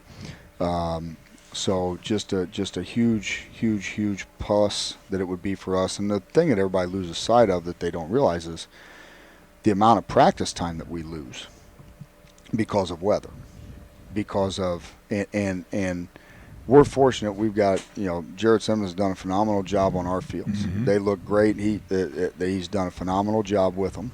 And we're fortunate we have that. But even still, that we lose practice time and practice days just because when it rains, you can't go out. And what people don't realize is the number of playoff practices in the previous years that we've lost because we couldn't go outside and practice. And we're going in a gym the week of a quarterfinal game, all because we can't get outside and practice. And those teams that have that, it's a big advantage for them. And this is a heck of a nice facility. And if you would put that in, I think it takes it right back up to one of the top facilities around. And I just think we talk about it a lot, not just, you just want the best stuff. And it's not just for us, but the band would use, like they had their big invitational last week, and now we had all that rain, and now they're not performing on it. But, so there's so many pluses, and it would affect and help so many people, and help our youth sports, and just, and and you hate to say that, keeping up with everybody else. Everybody else is getting, give people a reason Right. to want to stay here and want to come here and want to be part of your programs, because it shows that you're invested and in your facilities and invested in all the extracurriculars, and it will affect more than anything else in the district in terms of number of people and kids. Always a pleasure. Always great, Greg. I hope we get it again next week, buddy. You bet. Thank you, Brad. Thank you. You bet. Hearts football coach Brad Hefner. Appreciate him joining us on the post-game show, and we'll know tomorrow what the future holds. Dustin's had a look at the stats. Why don't we get back to Gail? Gail, why don't you give us the scores? I'm guessing you have plenty of them. Okay, what I have is a final. They're all finals, as a matter of fact. Cumberland over Sangamon Valley, 44-8. Newton defeated Marshall, 28-0. It was Casey over Red Hill, 35-6. Breeze Mater Dei over Mount Zion, 28-14. Triad defeated Lincoln 46-28. Mahomet Seymour with the win over Bloomington 21-7. Marion over Mattoon 59-8. And Salem defeated Charleston 28-23. As far as Major League Baseball, let me look real quick. In the top of the 7th, Houston Astros on top of Boston Red Sox 2-0. And that's what I have. Good. Thank you, Gail. Great job as always. Well, the final score here again, win for Highland over Effingham 42-21. So Highland finishes their regular season 5-4. Hearts finish their regular season 4-5. Neither might make the playoffs. Both might make the playoffs. One might make the playoffs. We're not going to know for another 24 hours or so. Yep, it's the waiting is the hardest part, right? That's what the song says. That's right. Mr. Petty, I believe, said that. Well, we'll let you know as soon as we know. We're going to have it up on the website. I'll be up at the station. We'll let you know just as soon as we know whether or not we have more football next week. Thank you, Dustin. Been fun. Hopefully we got one more to go. At least. At least. Yeah, I told somebody maybe this wouldn't be the last home game at Klosterman Field this year. We'll stay tuned. Thanks, CJ, man behind the camera. Thanks, as always, Gail. Wonderful job. I'm Greg Sepp. Again, the final score, Highland 42, Effingham 21. Good night, everybody. Thanks for listening. This has been a production of Premier Broadcasting Incorporated.